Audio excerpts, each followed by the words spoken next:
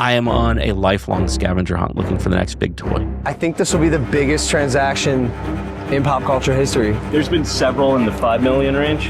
Nothing like this. Yeah. So what determines value of a collectible? Scarcity is everything in collectibles. If you do not have scarcity, that is the death of a collectible. When I was a kid, there were baseball cards that were $15,000 that are now $50 million. And you start seeing these things happen in other categories. Collectibles can be a great way to diversify your portfolio. Why do so many collectors lose money? Don't chase something just because other people are doing it. It's just like a stock in that regard. If you know more about the companies that you're investing in, you tend to do better. What is the rarest and most valuable item you own today? In this case is holding the most valuable modern work of publishing. This book was the most ever paid for modern work.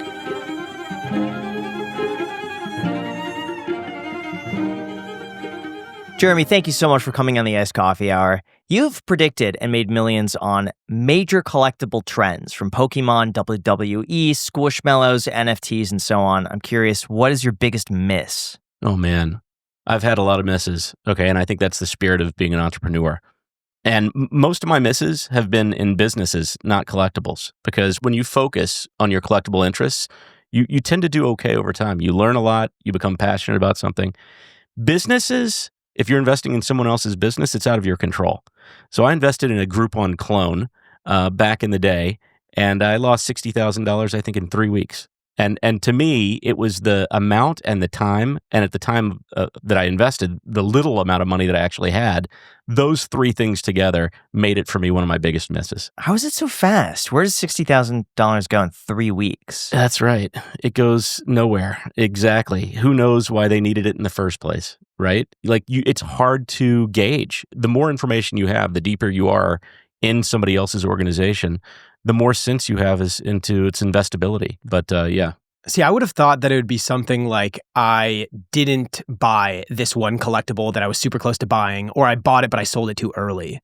Yeah. But it just seems like the impact of the $60,000 for you at that time and period of your life was more impactful. It was, and it's those types of things. It's not the misses where you don't invest in something, because you could think of 1,000 things that you haven't invested in it over time, whether it was crypto early or whether it is a stock like Apple, which I've had my moments.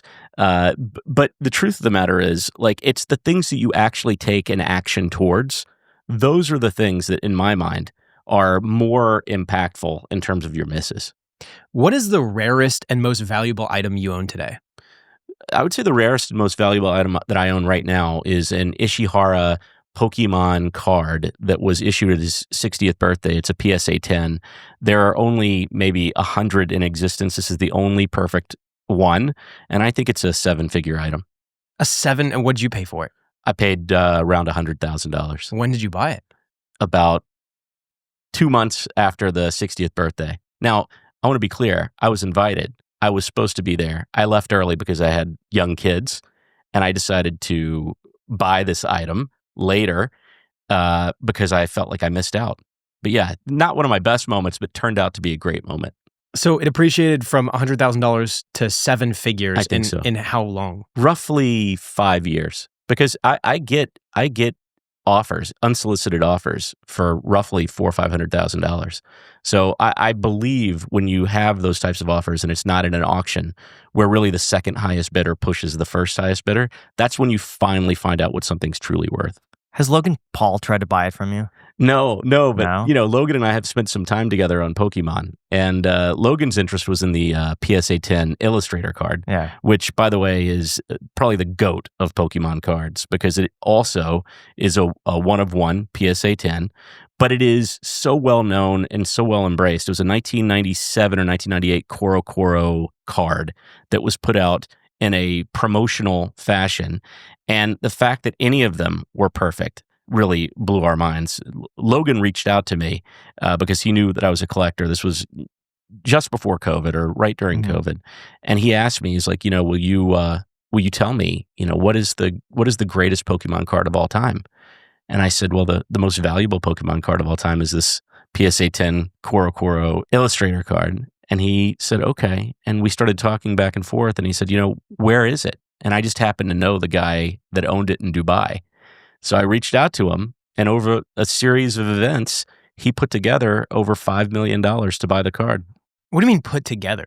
Well, it was interesting, okay, because the offer that I had received from my friend in Dubai was $6 million, or a $4 million in cash and a trade for a PSA 9 illustrator card. So it was either or. So Logan reaches out to me one day on video. He's, get on FaceTime, get on FaceTime. So I get on FaceTime, and he's holding up the PSA 9. And I'm looking at it, and I'm like, oh my God, he actually did it. And he goes, now I want the 10. Now I want the 10. And I was like, bro, that means you're going to have to throw $4 million at this. And he was like, I know what it means.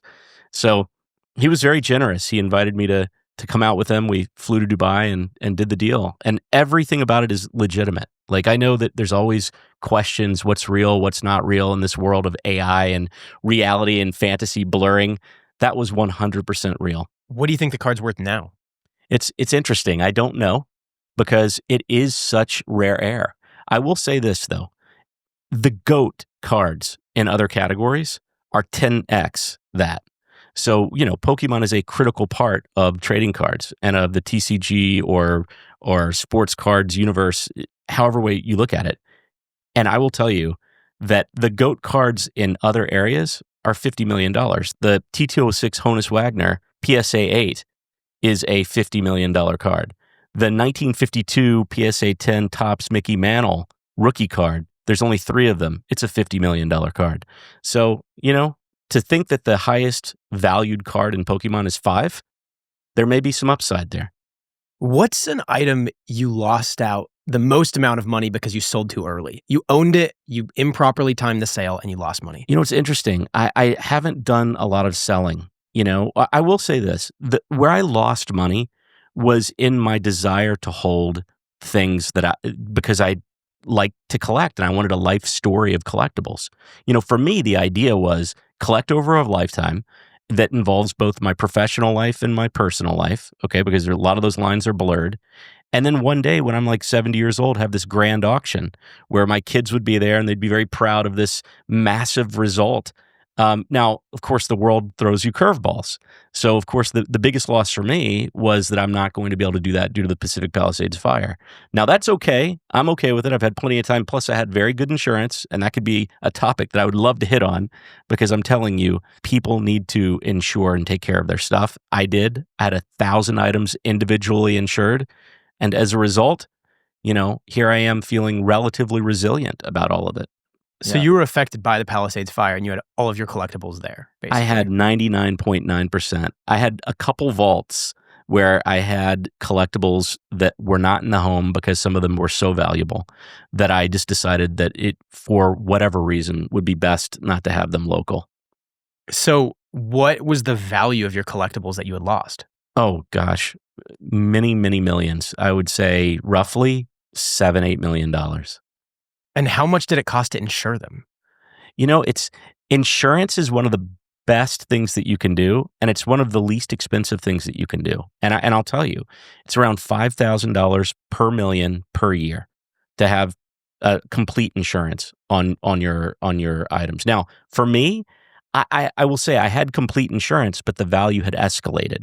So with the value escalation, I didn't do a good job keeping up with the latest values. And I cut myself some slack on that. Like, who does that? Who goes to their insurance company every year? I'm telling you, do it. I do. You do it? Yeah. I'm very impressed. Every year, because I get the renewal letter and I look through and I say, okay, that's gone up in value, that's gone up in value. And it's stated value, so you can just say what you want to insure it for. Yeah.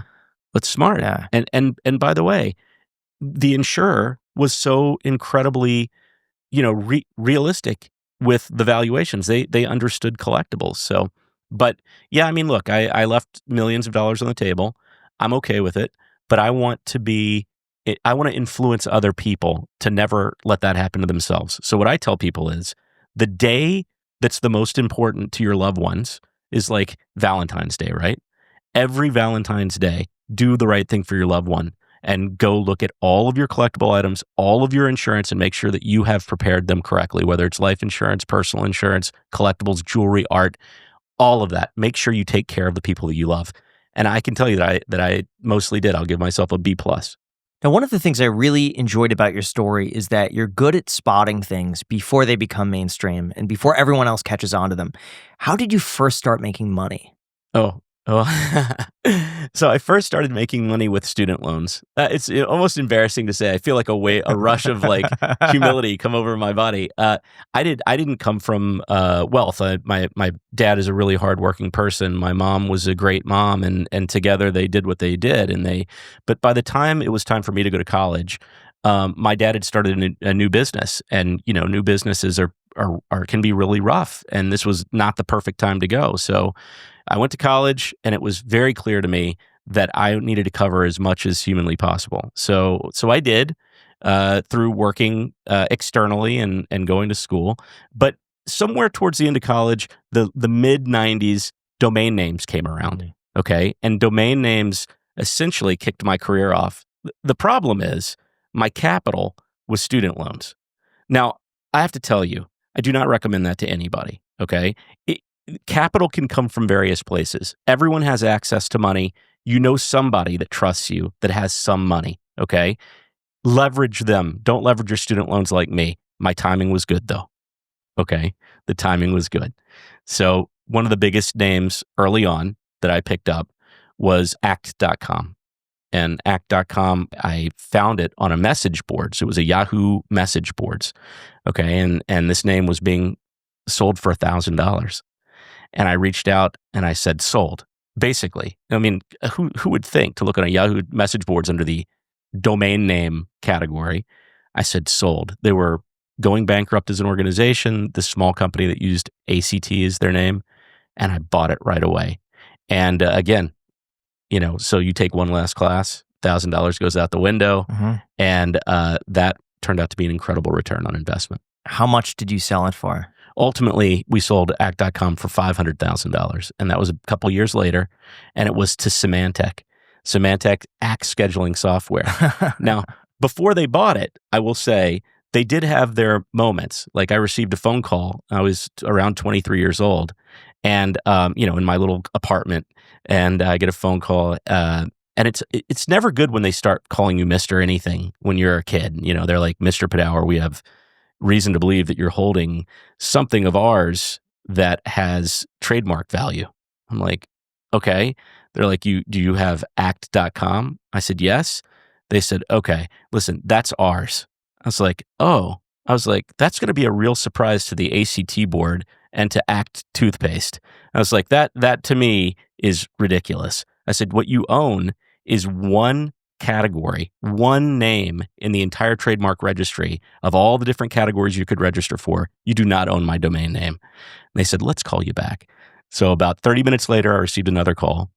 Mr. Padawer, we're prepared to offer you $300,000 for your domain name. And I said, no. And then the third call was Jeremy. So I finally graduated to Jeremy. Jeremy would like to offer you $500,000.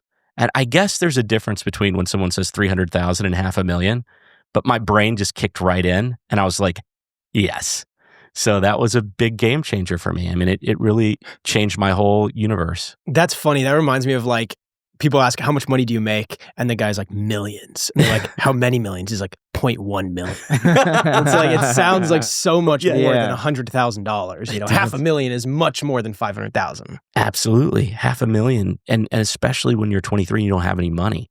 I was making some money because I had gamed Yahoo. Okay. So Yahoo at the time, so the search functions back in the day, the algorithm was trash. Okay. The algorithm back in the day was essentially, do you have 2-letter A's in front of your name because you show up first in a categorical search? It was very much like a phone book. Like I know that most young people have never even seen a phone book at this point, but phone books used to be these big bricks that they would deliver to your home. And then everybody was listed A to Z. And then there was a yellow pages where each company or each category was also listed. So if you wanted to go to get your electrician, AA would show up first before ZZ, which would show up last. That's exactly how Yahoo worked. That's exactly how all search engines worked. So I decided to game it, and I decided to focus on categories that I really knew something about, which was toys and collectibles. And I created absolute basically everything with 2 A's. Absolute Beanie Babies, Absolute Furby, Absolute everything. And all of these Absolute names were individually under each category of Yahoo and listed first. So that was enormous for me. It was that gave me the idea that domain names may have a lot of direct navigation traffic and value. And so putting those two things together was spectacular for me. Within 6 months, I went from being broke to being someone that was making more money than my professors, which, by the way, I had no idea how much money they were making, but it felt good to think that. What other domains did you buy? Gosh, I had names like uninsured.com. I had names like, I still have jeremy.com. I had names like Marshmallows. And the first domain name that I ever bought, okay, I don't know, it's all embarrassing, but I feel like partially you're my psychologist today, okay? That's fair. But yeah, I bought schmuck.com. That was the first domain name I ever bought. And the reason why is because I was just typing in generic words and they were making me laugh. And I typed in schmuck.com. And interestingly enough, the reason why schmuck.com is worth a lot of money, and I didn't know this, is that it means jewels in German.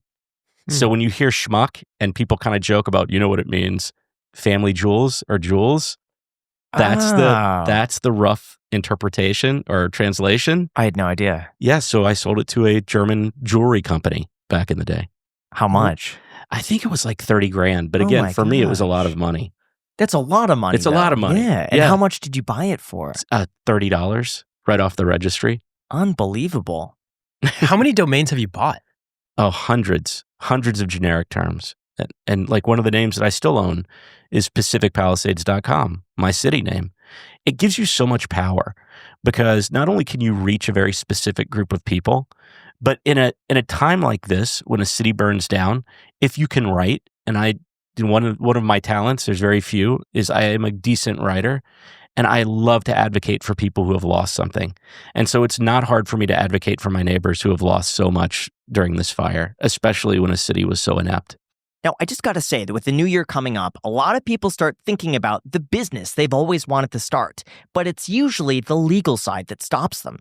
Everyone says, oh, just start an LLC. But what does that actually mean? What forms do you actually need? How do you make sure it's done correctly? And that's exactly why we've partnered with Bizee to sponsor this podcast. I've personally used them myself, and I gotta say, the process could not have been any easier. Setting up my LLC took less than 10 minutes, and I just knew everything was getting filed properly and professionally, which just made getting started way less intimidating. Bizee's helped over 1 million people start their businesses, and they make the entire process super simple. There's no confusing paperwork, no legal jargon. You just fill out a short form, and they handle the rest. Honestly, using Bizee from the start just makes sense. They handle all the distractions that usually pull you away from growing your business. And don't worry, because they don't just set you up and then disappear. Bizee offers you the tools and services you need to actually run your business throughout the year, so you're supported long after that initial filing. So if your plan for 2026 is to finally start that business idea you've been sitting on, I highly, highly, highly recommend you do it at bizee.com/ICH. Seriously, guys, I've used them myself. I absolutely love the service. They are incredible. bizee.com/ICH. There's also a link down below in the description. You could just click it right there, bizee.com/ICH. Thank you so much to Bizee for sponsoring this episode. What other domains do you currently own? You said Jeremy. Jeremy.com. When did you buy that? I bought that in 1990. No, maybe 2000, around 2000. How much did you pay for it? I paid $7,000. That's got to be worth like a lot of money. I feel like it could be worth like $1 million. It's worth a lot. To the right person. I get offers all the time. In fact, this week I got an unsolicited offer. It was around $100,000. And by the way, that's not me reaching out. That's not me marketing it. But I have zero interest in selling that. I mean, I'm so tied to it. And I love having jeremy@jeremy.com as an email address. I love having access to people because they want to reach out to me. And also, I like making other Jeremys jealous. It's kind of fun. One other concept of domain names is that I also, I would be engaged with what's the world around me. So in 2000, I went to my first Comic-Con with Mattel, who was my first employer in the toy business. And I was like, Comic-Con. I was like, such an interesting name. I wonder what other cons have ever been bought. So I basically bought like 100 names with con after it against everything. And like one was like Women Con, which I sold to Arnold Schwarzenegger's ex-wife. I don't remember her name. Something Kennedy. But anyways, I had all of these names based on the experiences that I would have every day. And every year I get offers and I just sell names off. Was there any domain name that you wanted to buy that you couldn't? So yes, there is one. X.com. So there's only been 3 one-letter .com domain names ever released, okay? One was X.com, one was Q.com, which turned into Quest Communications. They're a big consulting firm. And one was Z.com. Z.com was owned by a guy named Eric Zegast, just a dude who sold it. I don't know how much he sold it for. I had reached out to him before I didn't have the money. The other, X.com, was held by a guy with the last name Walker. And when I reached out to him, it was just before I had done the deal on Act.com. So I didn't really have money. And I asked him, I said, would you sell X.com?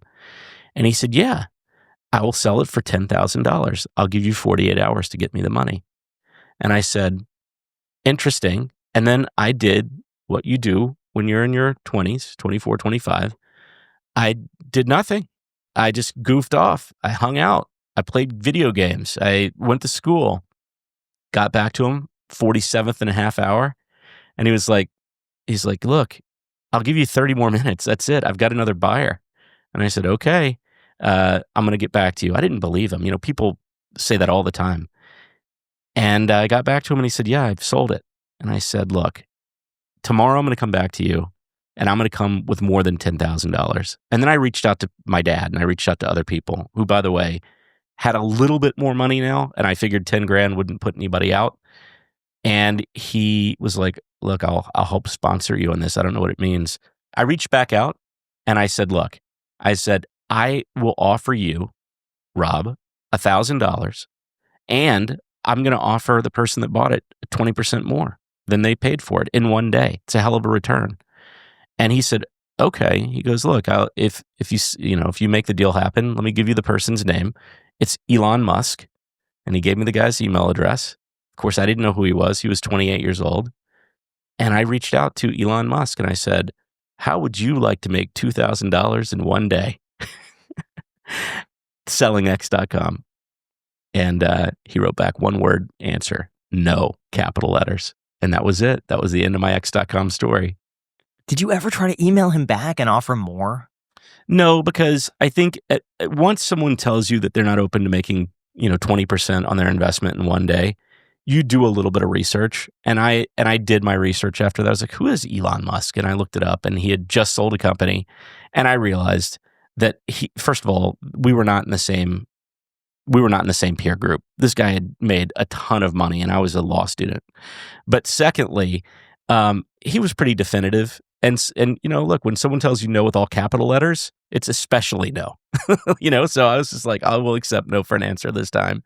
And I was on to the next. But please keep in mind, it was the Wild West. So in the Wild West, there's always the next opportunity. So I was on to the next one. It was the entire world. It was an entire dictionary that was wide open for people to buy stuff and then redirect traffic because each of them had enormous amounts of eyeballs. I would just like to tell you one-off story about the value of these names and why these names had so much value. So I don't know if you've ever heard of the concept of or the term mesothelioma. Mm-hmm. Okay, it's a terrible thing. Like if you get mesothelioma, you're not in good shape. It's a cancer. It's related to asbestos, and it used to be that they would put a lot of asbestos in people's homes and other things, workspaces, etc. So mesothelioma.com, which I can barely even pronounce, it's got so many syllables, was available for sale, and I passed on it. What do you think that domain name might be worth? Just thinking out loud. Well, I'll tell you, okay? In the late 90s, early 2000s, lawyers were paying $50 per individual that they could come to their site, which is a crazy amount of money. It's unheard of today, but they were collecting a class of defendants or plaintiffs for the mesothelioma deals.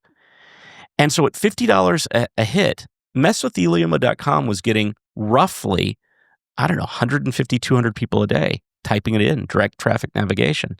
So let's just take the lower number of 100. 100 times 50 is $5,000 a day if you could get 100% of your people to go through. Mm-hmm. But if you just put a banner up, it says click here, to go to the law firm and you get half of that, you're literally dealing with $2,500 a day. $2,500 a day times 365 days a year is approaching $1 million.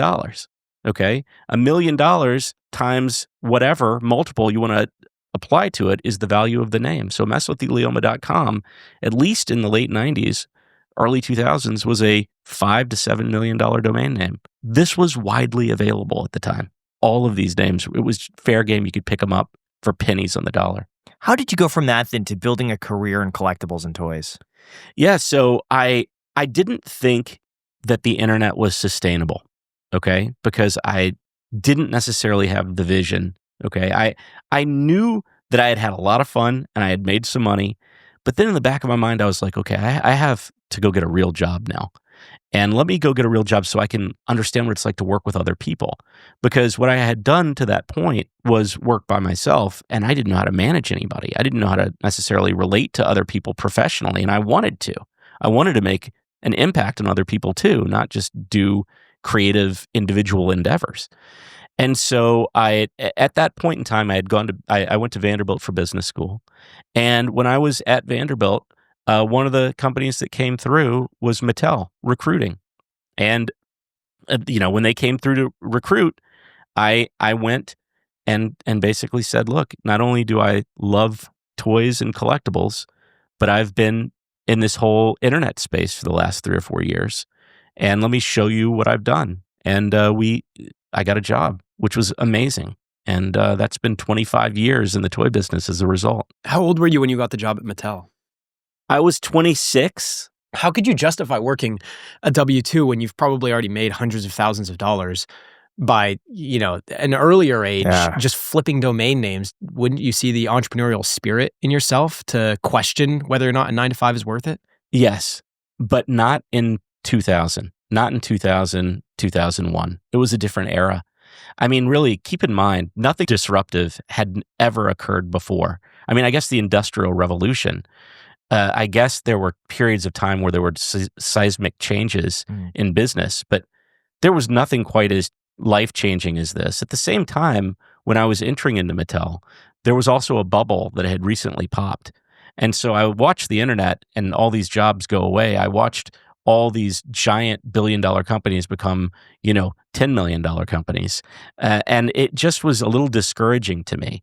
So I thought, you know what? I'm going to follow a life of passion. And I love collectibles. I love toys. Why not give it a shot? And you're right. The first year at Mattel, I made roughly 1/10 of the money that I had made my last year as an entrepreneur. But I thought that gravy train might be ending. And the important thing for life is not to treat it as this linear progression where every year has to be better than the year prior. Because when you do that, you will be sorely disappointed. You've got to give yourself an opportunity to grow. You've got to give yourself an opportunity to step back, to go forward. And that was that moment for me. That was one of those moments for me. Were there signs that there was a bubble? Yeah, I think calling 23-year-olds and offering them $500,000 for a domain name that they paid $1,000 for was a sign of a bubble. But the bigger signs of the bubble was the fact that these businesses were not based on any historical valuations that had been established. When you have Amazon trading at thousands and thousands of times earnings, and often based on no earnings whatsoever, it was a sea change. And keep in mind, Amazon worked and turned out to this monster of a company. But for every Amazon, there were 50 other companies that didn't work, that didn't make it, that didn't pass the muster. So when you base so much of the trading volume on these things that you're taking a long on, things blow up after a while. It just wasn't ready yet. Now, of course, looking back, all we see are the success stories. Mm-hmm. We see Facebook and we see the fact that Amazon and Yahoo and Yahoo was a minute and gone, but you see all of these that worked, but you don't remember all the ones that did not. So how did your career progress after Mattel?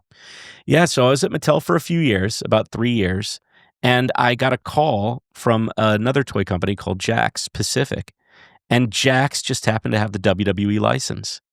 And I was such a big fan of action figures and the adult collector. And I was doing a lot at Mattel with Hot Wheels and SpongeBob and all these other brands. But I had the opportunity to lead a division at 29 years old, which I thought sounded really cool. And I thought, man, it's WWE. I love wrestling. I grew up in the South, man. Regional wrestling was the king of the South. Like, you'd go see Jerry Lawler and all these guys come to town, and it would blow your mind. They were the celebrities, the only ones that were there. If you're in Columbus, Mississippi, or, if you're in Memphis, Tennessee, that is the top of the top. The others are not coming to town. So when I had that opportunity to work on WWE, for me, it was an absolute yes. And I had the opportunity to build out that division. So we went from being a fairly small group to about 8 or 9x after about 7 years that I had on that action figure business. We brought in Pokemon in 2005, 2006 from Hasbro. We grew the WWE business from being almost off the shelf after the Attitude Era. Like, the late 90s was really good for wrestling. The early 2000s was really not. And Dragon Ball Z and all these other brands. And it just allowed me to also learn what it was like to lead a bunch of people early in my life. It turned out to be spectacular.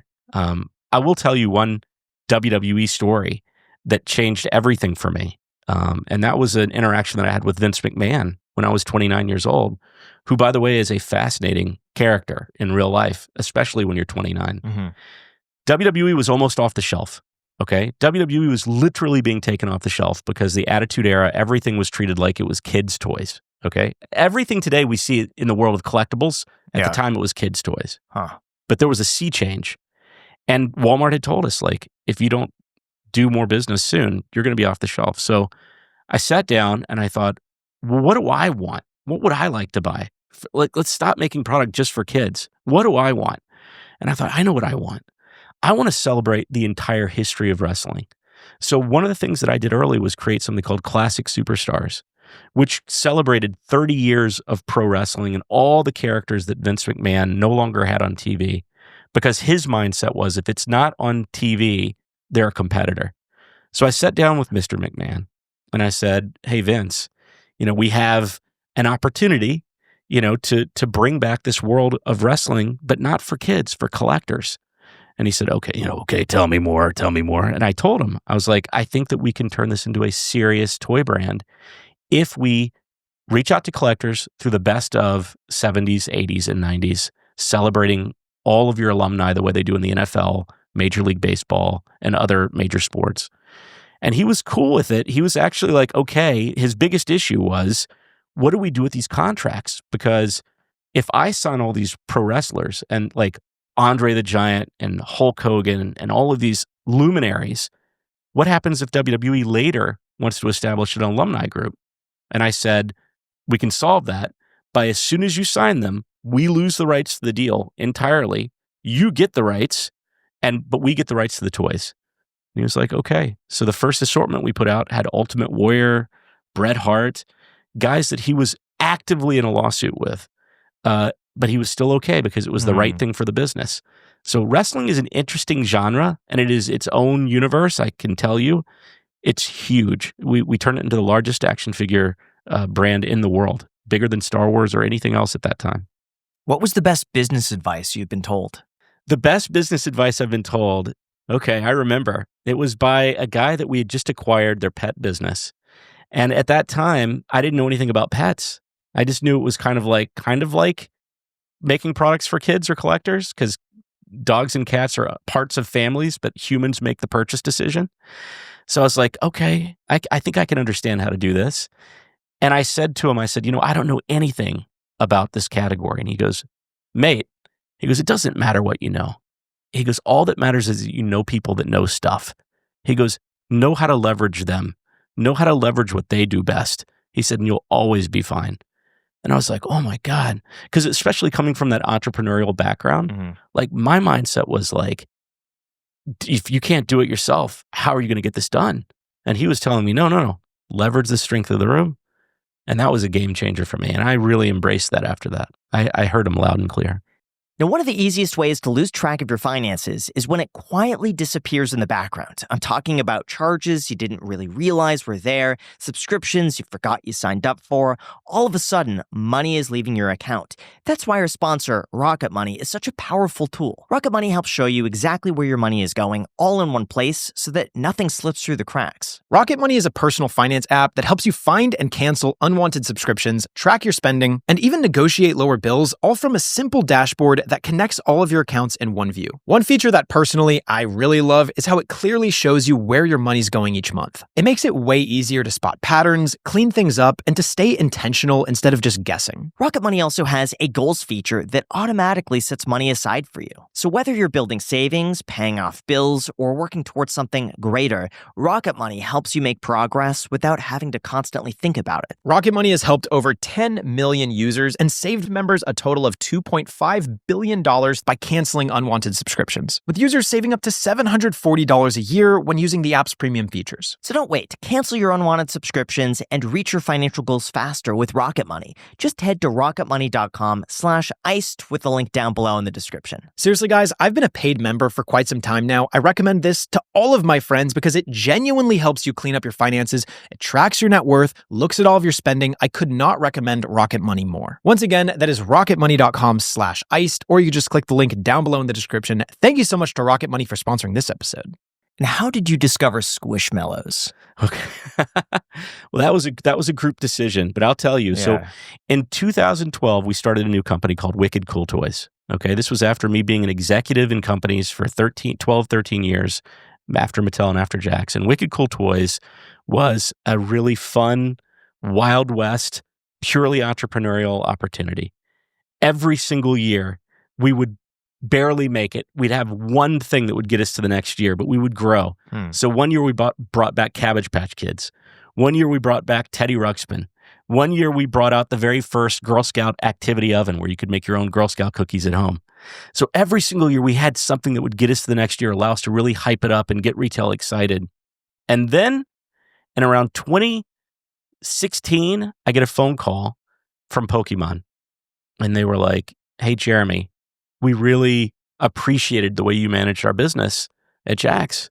They had gone to another toy company in the interim. Mm-hmm. And they said, "Do you want to pitch for the global rights to Pokemon?" And I said, "Yeah," because I knew that we were not big. We were surviving year to year. And by the way, it's not fun to have so much on the line. At the time, my partners, Thomas and Michael, we all had it out. We all had it all on the line. And anyways, net result is I said, yes, but we're too small. I was like, we will lose if you're gauging us on our size, because we were going up against nothing but billion-dollar companies. So it was us versus 3 other billion-dollar companies. We were $30-40 million and not profitable. So we pitched it. And everybody went into that room and told Pokemon all the wonderful things they could do for Pokemon. And I went in the room and basically understood, this is the most strategic brand and the most well-managed brand that I've ever seen. How can I truly add value when all of these people here add so much value already? So I told them all the things that we wouldn't do. We would never ask of them. That's part of reading the room. That's part of leveraging other people's strengths and recognizing that they exist. So after saying that, I knew the room felt like it melted. It felt like people were like, oh, interesting. You know what? That is a difference between this little company and these big companies. So the net result is I get a phone call 3 weeks later. My buddy Colin, "Jeremy, you guys didn't get it. You had the best pitch. You won the pitch. You're too small." And I said, "Listen," I was like, "we need this." I was like, before we get off the phone, I was like, tell the powers that be that we will give 3% of the company, and I will give up my personal board seat to Pokemon in order to make this deal happen. And he listened and he was like, "Let me get back to you." And he calls me back a few minutes later. He goes, "Look, come meet our CFO, our chief legal officer, do the pitch again." And I did. And they were like, "You know what? This is good. We'll take the 3%. We'll take a board seat. You save your own board seat. We don't want you off the board. We don't want you to leave. What are you doing? But we need to buy a share, a partnership share, so that we can capitalize you to launch Pokemon globally." That was right before Pokemon Go. They had made one other acquisition. Wow. It was Niantic. And then we were the second partnership, and I can tell you it was a game changer. When I tell you game changer, I mean it was the difference of us potentially going bankrupt or every year trying to get the next one, and immediately being one of the most important toy companies in the world. And it was such a shocking moment for me. And of course, we agreed, and it was signed off. And about 3 or 4 years later, so 2019, we sold to a private equity called Allegheny Capital. They were an insurance company with a big capital arm. And they had already acquired several years before a company called Jazzwares, which was an incredibly well-run company. And we were like, ooh, that's interesting. They had a really smart CEO, Judd and Laura, brilliant people. And I was like, interesting. You know what? I think we could make this work. So we retained a share. So I retained a partnership, sold some, put cash in the bank. And about 2 months later, we're looking at opportunities, and very smart team. We're all sitting together and we're looking at Squishmallows, and we're like, you know what? Let's go for it. I realize it's a very long answer, but the truth of the matter is life is not so simple anyway. So Did Squishmallows want to sell? Like, how did you go about that? I will have to give credit to Judd. Yeah. And also, there's two Judds, Karofsky and Zabersky. These two guys are quite genius. And they came across it, and we all had the opportunity to sit down and discuss it, but it was just blowing up. The brand was blowing up. It was still small. It was still a 30th of what it is today. But it was interesting because it was owned by a company that does amusement plush. Now, when you think about amusement plush, you probably think about going to an amusement park and these kind of cheap, thin, really thin, fabric, not highest quality. But these guys were trying some new things, and they had created a brand called Squishmallows. And they had it in amusement, and they also had it at Walgreens. And it was blowing up at Walgreens. Squishmallows was killing it at Walgreens. And I think that when you're in the amusement business, your mindset is more like, okay, what's the hot thing this year? Let's keep going. Whereas when you're in the more traditional brand building business, your mindset is, how can we turn this into an evergreen brand that lasts for decades? So we were looking at it under different lenses, and therefore there was a value creation opportunity, okay? When two people are looking at the same thing, they could both be exactly right, but their mindset, their lens that they're looking at it through changes the entire dynamic of the situation. So for us, we were like, interesting. It's killing it at Walgreens. Why wouldn't it kill it everywhere? Let's buy it and then study it.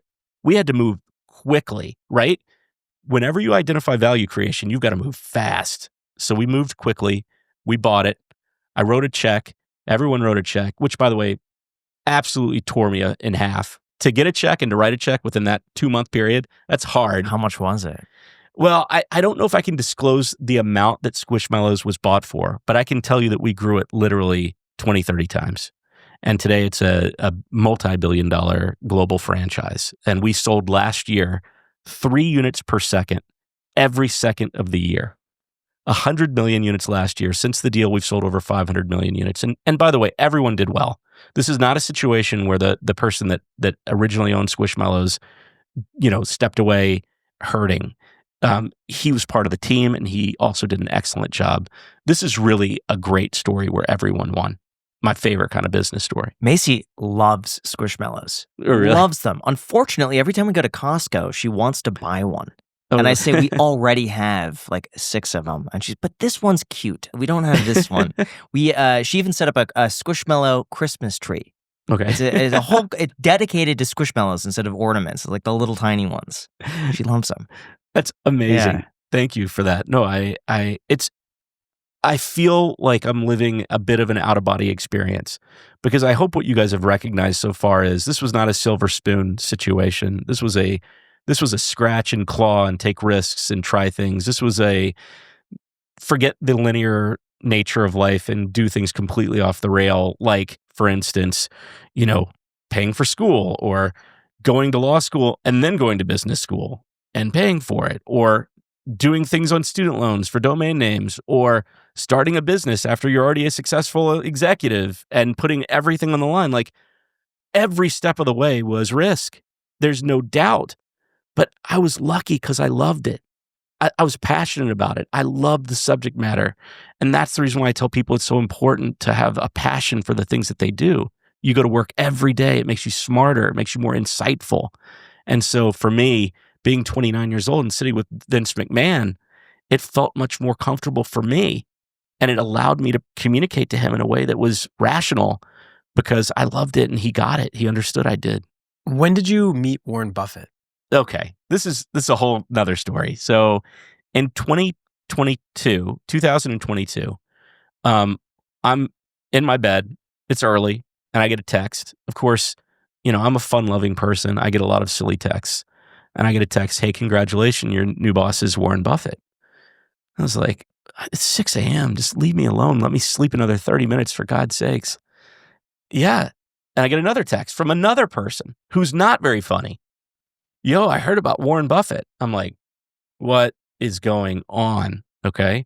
Now keep in mind, when you sell a company, but you retain a part of something new, your control is not necessarily at the highest level. I mean, that's one of the reasons why entrepreneurs decide to bail on companies that they're part of. They bail because they used to be in extreme control and now they lack control.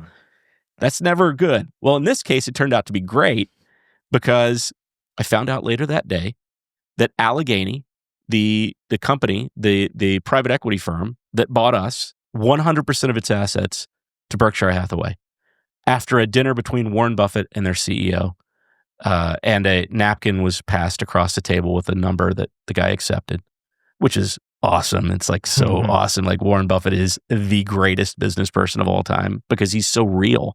Like, again, passion, right? Yeah. This is a guy that would study stuff when he was a kid in the back room, like looking at these books that nobody else would make any sense of, but he did.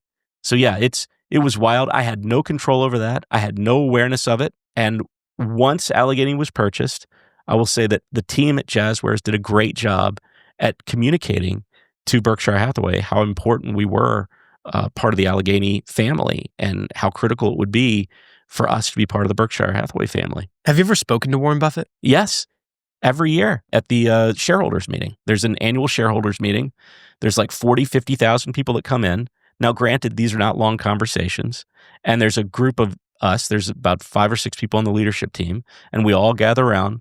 And Warren Buffett goes from group to group. Now, keep in mind, if you've never been to the Berkshire Hathaway annual shareholders meeting, part of it is like this giant warehouse, okay, that is like Comic-Con, but for only Berkshire Hathaway-owned companies because they own 60 companies. And each stall is a different group of entrepreneurs or organizations like Fruit of the Loom or See's Candy or Jazzwares, where we're communicating with consumers and also selling things. Like, it's a for-profit thing. We're selling like Squishmallows or limited edition Warren Buffett Squishmallows. And each year, Warren comes around and talks to each one of us. And so, yes, get pictures of Warren. But like emails are kind of like this. And every time it's really exciting. I'm like, yes, this is it. Like, we're going to be pros. And it's like from the desk of Warren Buffett, you're like, oh, God, let's open this baby. Let's go. And you open it up and it's like, hi, can you please send Squishmallows to Becky quick? And you're like, oh, that's not the strategic email that I was looking for. That's okay. I'll take it. That's good enough. Because you're there. You're with the Oracle. You're with the greatest of all time. Who's Becky? Oh, Becky Quick's an MSNBC anchor. And every year she covers the Berkshire Hathaway event. So, yeah. Gosh, she'll get emails from me. Hey, send out from the desk of Graham Stephan. Send these Squishmallows to Macy. Needs Squishmallows. Well, you know what's interesting? My wife gave you what I would say is probably the greatest compliment, Graham. Yeah. She said to me after, because we had the opportunity to spend some time together, and she said to me after you left the house, she goes, he reminds me of a young Warren Buffett. Oh, God. Don't say that. I'm telling you. Don't say that. That's just the worst possible thing you could have said. It was true. Earmuffs. I'm not making it up. She said that. Now, keep in mind, she's a physician, so it's not like she knows one business person from the next. But she got that vibe. And I was like, yeah. I was like, he's a visionary guy. He's a visionary guy. Pretty accurate, wouldn't you say so? No. I would tend to agree. What's the most valuable lesson you've learned from Warren Buffett? Oh, the most valuable lesson from Warren Buffett is just to be in the moment. I mean, again, the way he acquired that particular company, clearly they did an incredible amount of homework but he's also always in the moment. Like if you watch his annual speech, it's just like a 6-hour Q&A. He's folksy, he's humble, he's brilliant, but that brilliance is delivered within all of the reality of what else makes him so great and so accessible. And so, yeah, for me, it was like, here is one of the 3 richest people in the world, and he could be like your uncle or cousin or just like this other guy that you meet when you're getting your hair cut. Like, I love that. I love it when people don't stand on all of their accomplishments and try to tower over you. And he is the opposite of that. He is truly the GOAT. So in the simplest of ways, explain to me what it is now that you do for work. Oh, okay. Yeah, so today I'm the Chief Brand Officer at Jazzwares. And basically, Chief Brand Officer means that I'm focused primarily on things like building new business, bringing new business in, licensing, marketing, brand, work deeply in the sales organization, work deeply in the legal organization, all the stuff that I would say is not the nuts and bolts of accounting, finance, operations. That would be roughly what I do. And today, we are the global partner for Pokemon still, Hello Kitty, Fortnite, Roblox. We're still the makers of Squishmallow because we own it, and we create new brands every single year. We do deals with all the major studios, Disney, Warner Brothers, Universal, etc. And it's always a hunt. I'm on a constant scavenger hunt, whether it's meeting with inventors, whether it's meeting with licensing partners, whether it's meeting with my own team that may come up with something cool. I am on a lifelong scavenger hunt looking for the next big toy. What do you think of Labubus? I mean, it's amazing. It's amazing, okay? I'm going to step back and say it is an indicator of where the market is right now, okay? 25 years ago when I started at Mattel, the adult collector was the 4th or 5th largest category of consumer. The largest would have been like 6 to 11-year-olds, and then preschoolers, and then 0 to 2. And then once you go all the way down the path, you would find these adults, which everyone considered nerds, and I was the king of the nerds. And I was communicating on He-Man.org and all the other websites that were out there to communicate with the consumer. And today, the adult collector is the number 1 consumer group. Number 1. They leapt every other person, and it's due to, you could call it COVID or anything else. It doesn't matter. Yeah. Adults are much more in tune with their imagination. They're much more in tune with their fandom, and they're in tune with the secondary market value of collectibles in a way that they used to not be, because collectibles have had a really amazing return on investment year after year. And so Labubu, I would say, is a great indicator that adult collectors, men, women, etc., are all engaged in both the primary and secondary market for toys and collectibles. How much of that, though, is just wanting something to show off? Because that seems to me that nobody actually likes Labubus, but they just buy them to be able to show off that they own one and that they're a part of a group that owns Labubus. Well, in defense of Labubu, yeah, okay, what I would say is there's a community. Every one of these collectible categories has a community. And these communities tend to be pretty big. The interesting thing about Labubu is that they're also kind of a fashion accessory. Mm-hmm. So people are not only using it to say, hey, look, I'm part of this community, or hey, look, I've got something rare and valuable. It's also to say, hey, look, I'm fashionable. Now that's an interesting twist. And that's really cool. And that, to me, is a great indicator of what you can do next, which is the idea of a toy person entering into every category imaginable, where we add limited edition nature, where we add rarity and scarcity and apply the economics that we understand works for collectability and the currency of collectability.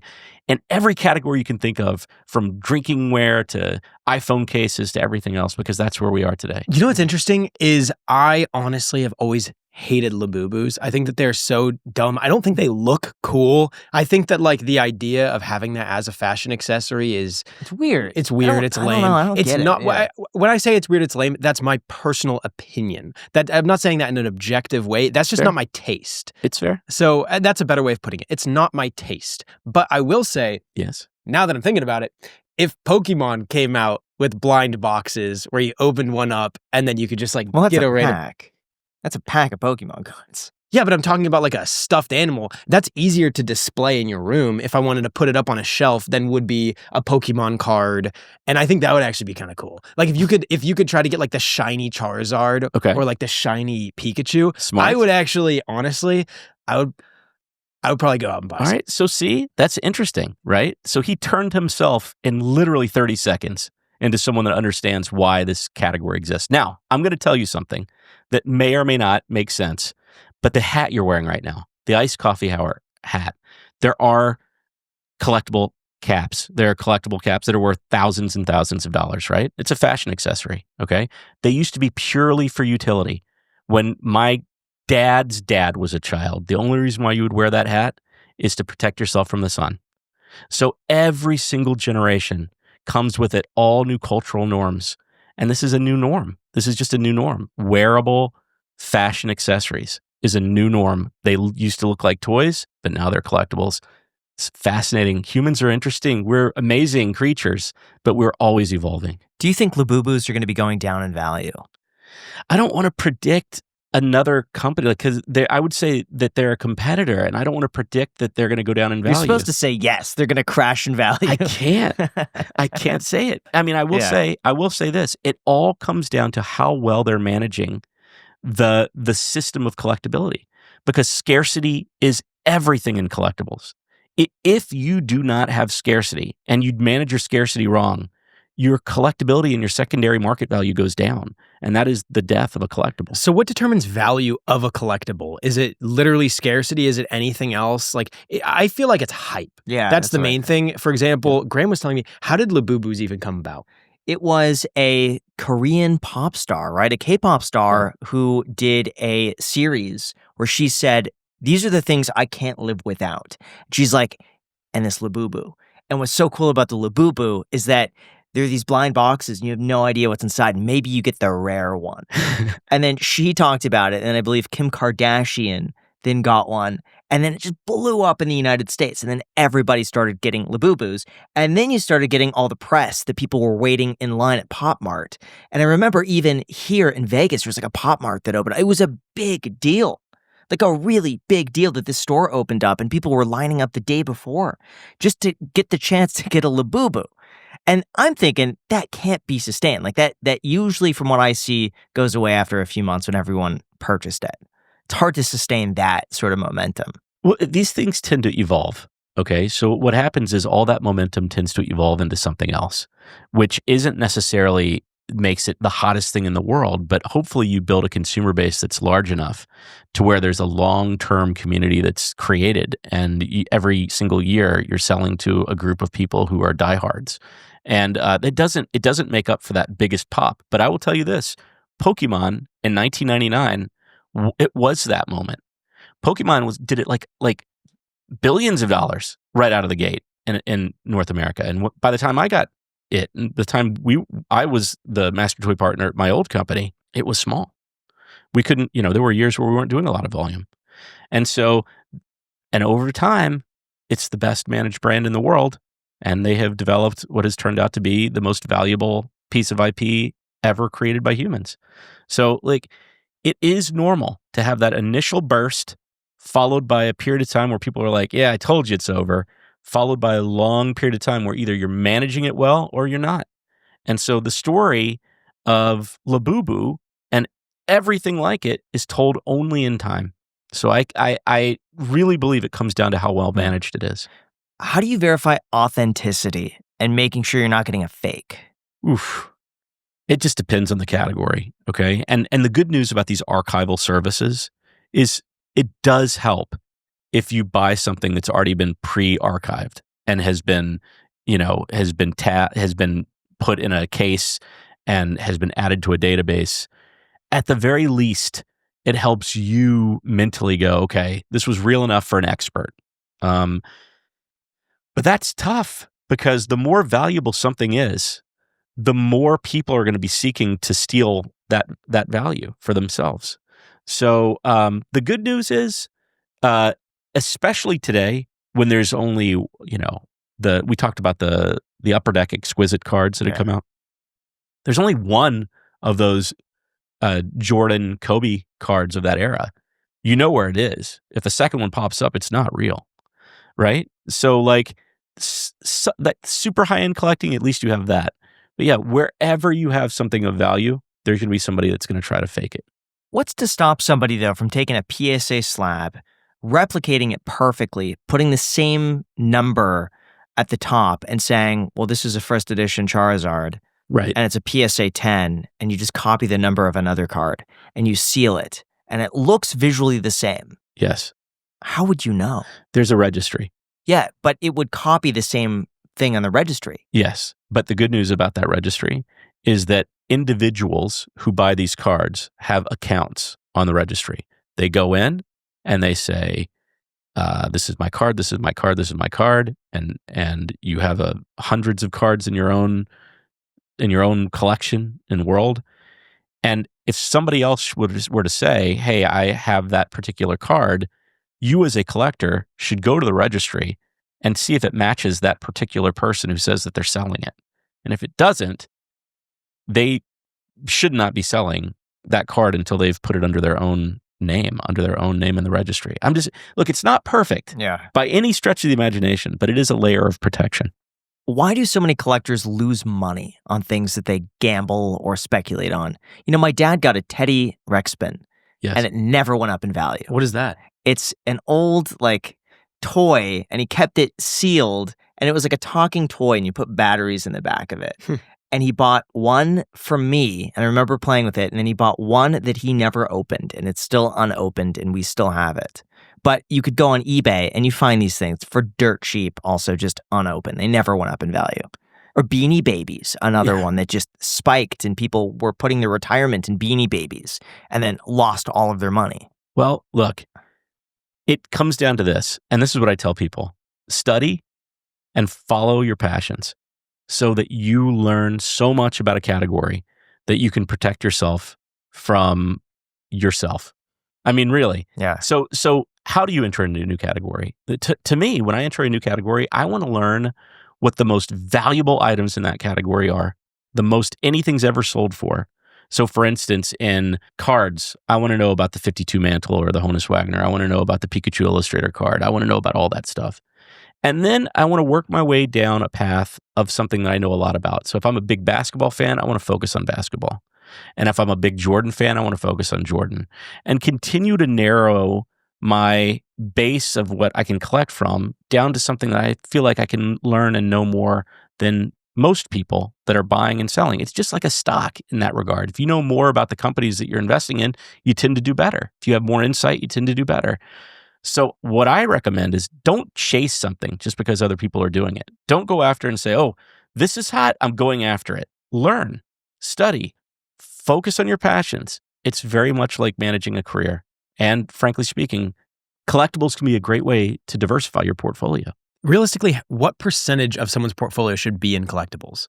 Now, I have no idea how this happens, but every single year, the holidays come sneaking up so quickly. All of a sudden, you're decorating, you're hosting, you're trying to get everything done last minute. That's why our sponsor, Wayfair, is there to help. Wayfair is basically a one-stop shop for everything home. From furniture and decor to kitchen essentials and bedding, they have it all, and it's especially helpful when you're doing things last minute. So whether you're prepping a guest bedroom, refreshing a living room, or just trying to get those few final holiday decorations up, Wayfair actually makes it really easy to find pieces that perfectly fit your style and your budget. And we have picked up so much stuff from Wayfair, like the wreath on my house, this lamp, this sofa, these chairs, these bar stools, this credenza, or whatever you want to call it. We get literally everything from Wayfair. And ordering genuinely could not be any easier. It's fast, easy, and hassle-free, and everything just shows right up at your front door, even the big stuff. As proof of this, by the way, I just redecorated my entire guest bedroom.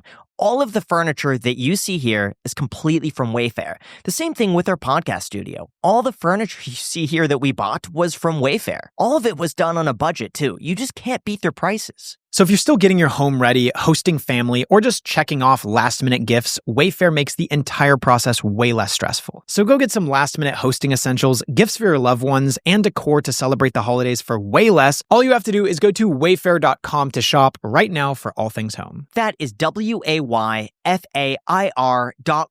Again, wayfair.com with the link down below in the description. Enjoy. Wayfair. Every style, every home. let's be honest, a lot of the big phone carriers these days are stuck in the past.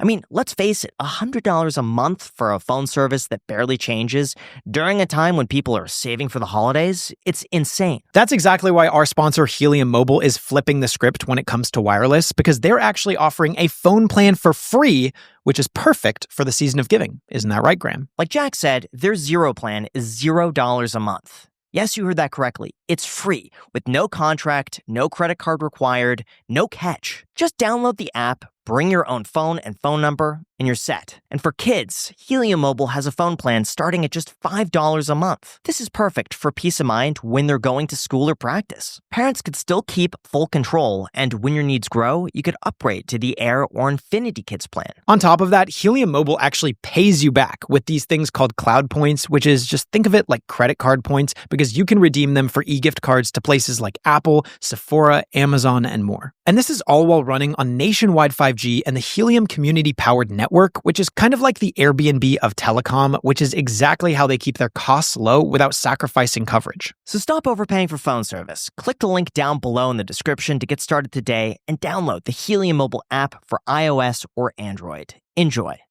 Realistically, what percentage of someone's portfolio should be in collectibles if they're interested in it? Yeah, I mean, like, look, if it is your life's passion, 10 to 15%, put it in collectibles, put money into the stock market, put money into real estate, put money into bonds, and put money into other things. 10 to 15%. Is that where you're at about? I'd say I'm more like 5. Oh, okay. So it's a relatively small portion for you. Yeah. I saw this tweet. This was kind of going viral. It says 4 years of ownership. He paid $320,000, took it from 1,200 to 17,000 miles, and he sold it for $315,000. So to own this car here, it cost him $5,000 over the course of a few years. That's amazing. And then everyone started responding to this tweet with their exact, their similar. You know, that's how I saw you respond to it. I was like, I know for the first one, dude. I think you were the second one. I think you were the second one. I saw that when it had a few thousand views on it, and I'm like, I'm going to share my story, and it got 1 million views. And so Graham shared his story with and everyone his else 4GT. chimed in. So I want to say that was this guy here. And so everyone was showing their examples of buying a really expensive car, $300,000, $400,000, $500,000, driving it, adding miles to it, and then all of a sudden, just a couple years later, it's worth the exact same amount. So effectively, it could be cheaper to be driving a Bugatti or a Lamborghini Aventador than a Honda Civic. Technically, I lost more money on my Tesla Model 3 than my Ford GT. That's interesting. Oh, wow. Yeah. Ford GT. So the Ford GT made me money. The Tesla lost me money. So Graham and I were having this discussion recently where I was saying that if you live in abundance and you spend more money, you go to more events, you buy more luxury things, that it, oddly enough, through some weird way that life takes you, will end up making more money for you. And I kind of think that if you buy a Ford GT, maybe you go to a Ford GT meetup and you meet somebody, you do a deal with them, or you just hold on to a very, exclusive asset. And then these exclusive assets, they get destroyed. As long as you maintain them, they go up in value over time. Whereas like the more expensive, if you live very frugally, then I do think that, what you put out, it kind of comes back to you. I want to give you an example. Go ahead. That's very interesting. I bought the 2010 Tesla Roadster in yellow with Carl. We had Carl on the podcast. I lost money on the Tesla Roadster. I paid $130 for it, and it's worth less because Elon did his thing and the desire for Tesla just went down. But it was through that Tesla that we met, because I put up a thing like, hey, any buyers here, just reach out. You reached out. We kept in touch. Now we have you on the podcast. It was through you that you put us in touch with Rick Caruso. Yes. I really want to help Rick get elected with whatever he decides to run for. I want to fully back and help his campaign. Like, it's just that one purchase, even though on paper it might have lost me money, probably ended up as a net benefit overall when you account for all these little ancillary things that have come from that Tesla. Yeah, and you spoke about it, you've made videos about it, people bring it up, you get to show it off. Like I think that when you live like a wealthy person, then wealth and abundance and opportunity kind of starts coming to you.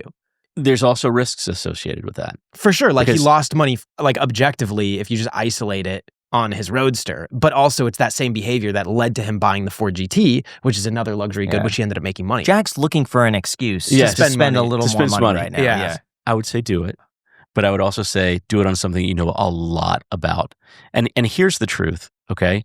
You don't have to be stinking rich to take some of those risks, okay? But you don't want to put all your eggs in one basket.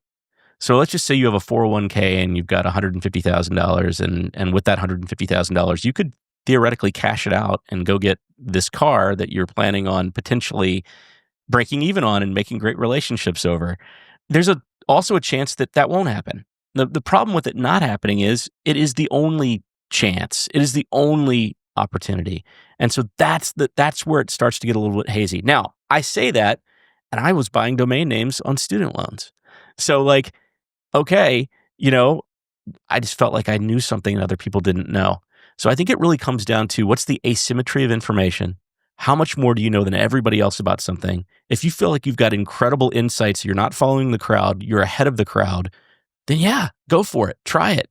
If you feel like you're behind, don't follow your way into taking the singular risk that could ruin you. But how do you spot something that other people don't see? It just seems like you have an eye and you say, this is going to be valuable. Like we were talking the other day and you gave me these great ideas of things that I never really thought about. You're like, oh yeah, 10x in 10 years would be a good return. And you could do like with these little things here. Like I was even looking at sealed PlayStation 1s. Like the original PlayStation, and everything is on eBay. And just like all these weird things from my childhood, like how do you know it's going to be worth money and what's not? Analogies, okay? They're always good to use. So when I was a kid, there were baseball cards that are now $50 million that were $15,000, okay? But I watched that go from 15,000 to 100 to 1 million to 10 million to 50 million. And you start seeing these things happen in other categories. Emerging categories of collectability. And you go, oh, I can kind of connect the dots here. So what's the most valuable thing what's the most valuable magazine that's ever come out? What's the most valuable record album that's ever come out? And there are other indicators I look for, like, are they being graded? Is there someone that's archiving grading and then publishing the population reports of these graded assets? Like, there are ways to get ahead of these categories. And to me, I love being ahead. I love it. It's my favorite thing. But again, remember, I'm on a treasure hunt, on a lifelong treasure hunt, because that's my job. That's so interesting. It just got me thinking of like the first, what do you call it, Discover magazine or whatever, First Time magazine. Yeah. What about the first ever McDonald's menu? Fine. I'm going to find that pretty cheaply. I've been trying to find the original Playboy with Marilyn Monroe on the cover. Yeah. I found a good one on Facebook. I'm just saying. How much is it? I think it was like $2,000-$3,000. That actually, honestly, is not that expensive. Not graded, but it doesn't seem like they come up in perfect condition. It's very unusual to find a graded above like a 5 or a 6. And by the way, he sold so many copies of that first edition. But you can imagine these magazines are not in great condition. They're used, Jack. You would know all about that. Dude. So these mint magazines are pretty spectacularly rare. Now, of course, if you have the collector mentality, today it makes more sense. But in 1960, who was thinking about that? It to me, it seems like it goes on a curve of it's really popular and then it dies down. And you got to get it when it's died down. But how do you tell when it's going to be going back up? Like the Beanie Baby example, you would think that it should be going back up and that people would now look back at like the Princess Diana Beanie Baby and buy that one. It still seems like there's not any demand for that. Yeah, interesting. There is a community. There is a community of collectors for Beanie Babies. And if you look on eBay and you list by sold auctions and you go from high to low, you'll find there's Beanie Babies that are still selling today in the tens of thousands of dollars range. The community is just not as big as you might have remembered in the 1990s because the late 90s, where it was just such a huge rush. But actually, Ty does a great business even today. They just don't position it as much as a collectible, as a toy. Today, they're more positioned towards toys. But some of those older Beanie Babies, there's still a community that actively buys and sells. And interestingly enough, maybe that is an opportunity to find what is the most valuable, what is the rarest, like Funko Pop or any of these categories. You might find that the most valuable one is 30 grand. And if you find that, it's an interesting opportunity if you draw the analogy to other collectible items that have sold for $50 million. Mm-hmm. I just think we were talking original Disney props, and I think anything Nightmare Before Christmas, Haunted Mansion, old Disney, I think is going to do incredibly well. It's hard to find. Movie props. I was looking at, I think it was Heritage Auctions, where they were doing a lot of the old movie props. And it's hard to find something like an original lightsaber. Something like this would be incredible. It'd be amazing. And actually one just sold in the millions of dollars. There was these ruby red slippers, right, from the Wizard of Oz. Yeah. It was something that we were talking about earlier. Mm-hmm. And I was covering that, because on my own Instagram, I'm just a big collector nerd and I love it. But I was covering it and I was like, this is $1.5 million with 3 days left. It was kind of amazing. The pair of shoes were $1.5 million. I think they sold ultimately for over $25 million. $25 million for ruby red slippers. It was 32 Was million. It 32? It was $32,500,000 plus. Yeah. There are probably buyer's fees on top of that. That's what it was. It was 32 with the buyer's fees. Yeah. So $32 million. That's serious money. But what's the analogy? The analogy is, there's plenty of movie props over time that are, maybe that's the grail, but aren't there other things that are just right under that or maybe close to the same level that have sold for hundreds of thousands or thousands of dollars and people don't necessarily know what they're holding? Or they go to a auction house that's not very well trafficked. There's all kinds of opportunities out there right now when it comes to movie props and memorabilia. Do we know who bought that? I don't. Very curious. How much money do you think you have to spend $30 million on red shoes from the Wizard of Oz? $1 billion. I would say you have to be at least you got to be multi-billion. multi-billionaire. Yeah. Yeah. I mean, there's another thing that's happening right now. There are syndicates of investors that are working together. Oh, interesting. To establish a large pool, like they do when it comes to these funds that you can invest like a fractional ownership. Yes, but fractional ownership, there are really great fractional companies like Rally out there that buy an asset.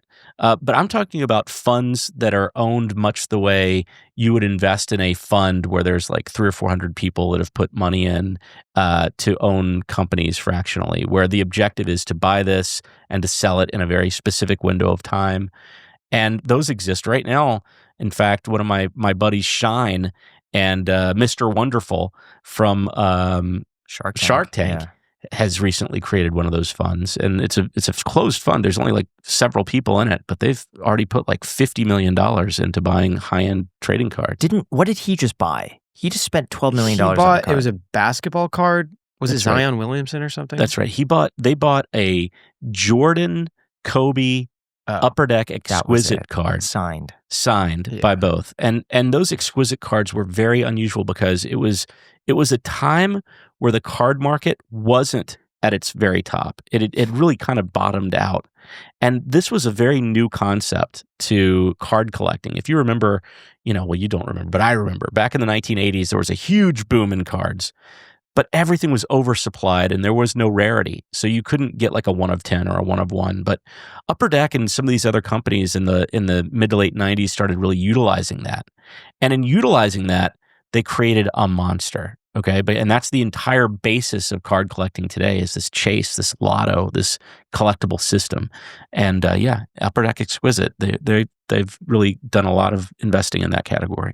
What is working in collectibles, been a collector yourself, taught you about the way that the human psychology works? I think that we want to be parts of communities. I think that we want to show off our fandom. I think it's only so fun to make money with a home or a stock. How much more fun is it to do it in something that you love, that you can have a part of, that you can hold in your hands, it's tangible, that you can put in a frame or you can show off to your kids? It's a whole thing. It's such a buzz to have that feeling. And I think that that's what's driving a lot of it, both on one hand, community and fandom, on the other hand, just being able to have a tangible piece of something that means so much to you. Do you think everyone is a collector of something? Or do you think that true minimalism also exists? It definitely exists. I think there are people that think all of this is quite silly, but they're fewer and further than they used to be. Like, again, 25 years ago, my first Comic-Con, we sold this He-Man statue at Mattel, okay? It was may have been the first limited edition Comic-Con item. Maybe I'm wrong, but I believe it was. And we opened up at 9 a.m. and I heard in the background like this fighting and people stomping. And I was like, oh, that's so weird. We were in this small little 20 by 20 booth. There's like 6 of us from Mattel. And then I heard it getting closer and closer and closer, and everybody's running towards it. I see these people running towards us. I'm like, where are they going? They're running to us because it was a limited edition He-Man statue. He-Man hadn't been out since 1983. And it was this autographed statue by the 4 Horsemen. It was really cool. And then I heard this lady go, my knee. And I was like, oh my God, my career is over before it starts.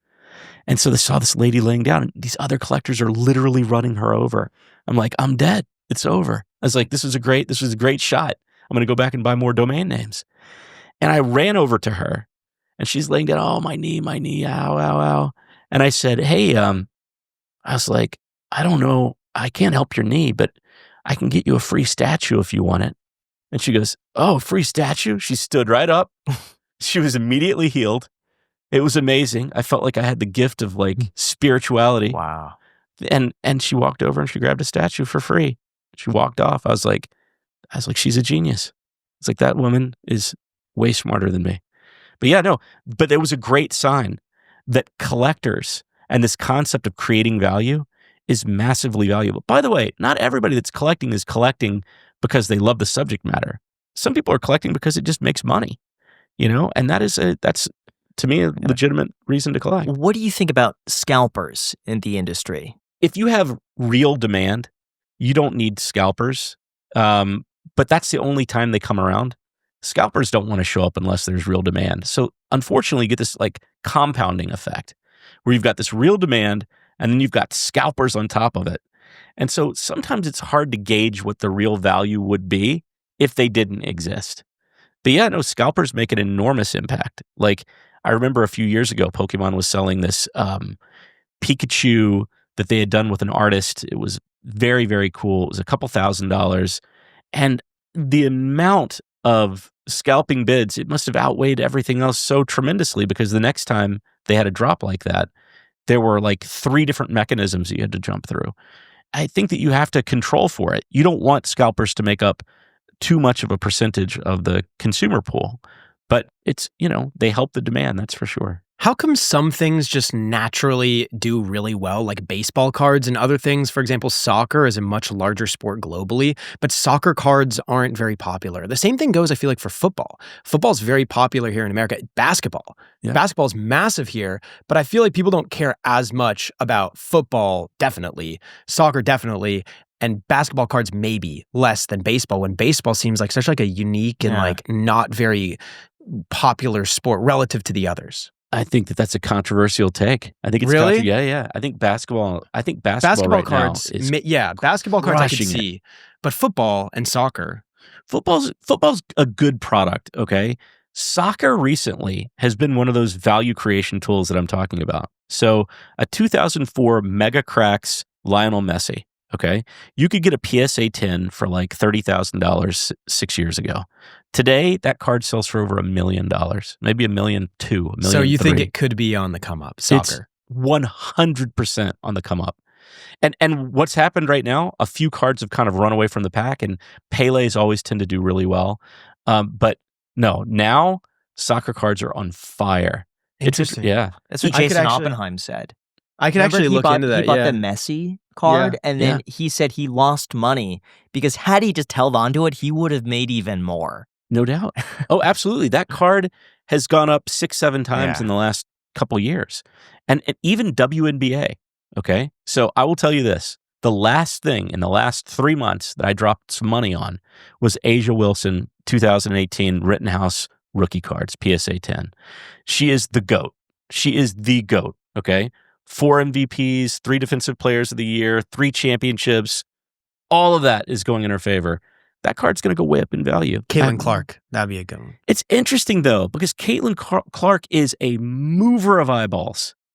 People want to see her. She's also incredible. She doesn't have an MVP. She doesn't have a Defensive Player of the Year. She doesn't have a championship. She will. She will. She will. That's why I think that it could be cheap right now, the card. Now, yes, I hear you. What happens if someone like Messi has a public scandal, does a no-no? What happens to the value of the cards? It depends, okay? So O.J. Simpson had a public scandal, and his rookie card in top condition is very valuable, okay? And frankly speaking, he's kind of gauged for what he did on the field when it comes to collectibles. With that said, it's not nearly the value that it could have been. I really do think that OJ would have been celebrated differently. More people would have celebrated him if he had not had a double allegedly. Mm-hmm. Thank you. So Messi, here's the thing. When you're at the end of your career and you do something naughty, your statistical career is already spoken for. You've already won your championships. There's a period of time where it depends on how long that naughtiness sticks with you. If you've said something mean and people's feelings are hurt, it sticks with you less time than if you somebody. Yeah. So, but it also depends on when it happens. Like people that get in big trouble their third year, oh my God, it's such a huge risk. Yeah. See, another thing is when I was a kid, the only real thing I collected was baseball cards. I had tons of them. Yes. The one person I decided the first card I ever got was an Alex Rodriguez card. And then I was like, nice. I'm going to only collect Alex Rodriguez cards. And so now I have I have like thousands of baseball cards now, but the one card that I have like over 50 of is just a bunch of A-Rod. And then he did steroids, or it came out that he had done steroids. Yes. And then I think that it really negatively affected the Alex Rodriguez card value. It did. Because A-Rod now you can get his rookie card and it's not that expensive for how elite of a player he was throughout his entire career. That's an opportunity.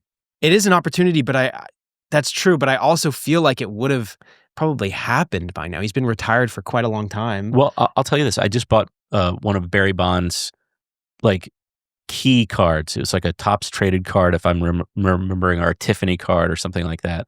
PSA 10, not too many of them.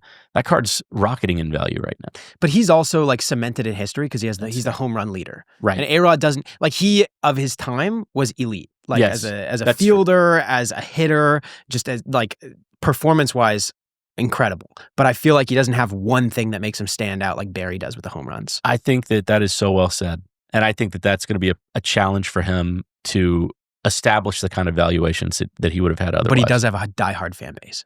He does. People are rabid for A-Rod.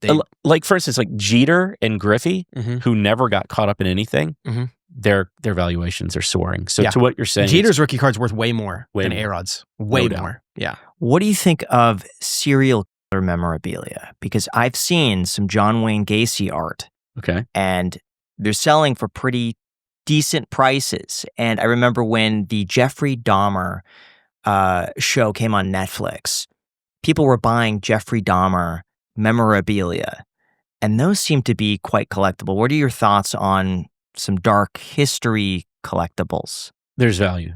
Absolutely. It's not my genre, okay? I will just say that. But it does have all the elements that make someone interested, okay? Horror genre is big, okay? And frankly speaking, we're the global partner for Five Nights at Freddy's at Jazzwares, and that product line is blowing up, okay? And it's horror genre. What you're talking about is real, okay? That's very different, but it hits the same chords in your brain. You're scared. You're like, oh, I can't believe that happened. The person is known. Interestingly, whenever you find someone that's known, there's always a community of people that not necessarily celebrate, but are aware of what they did and think about it. And yes, there's value.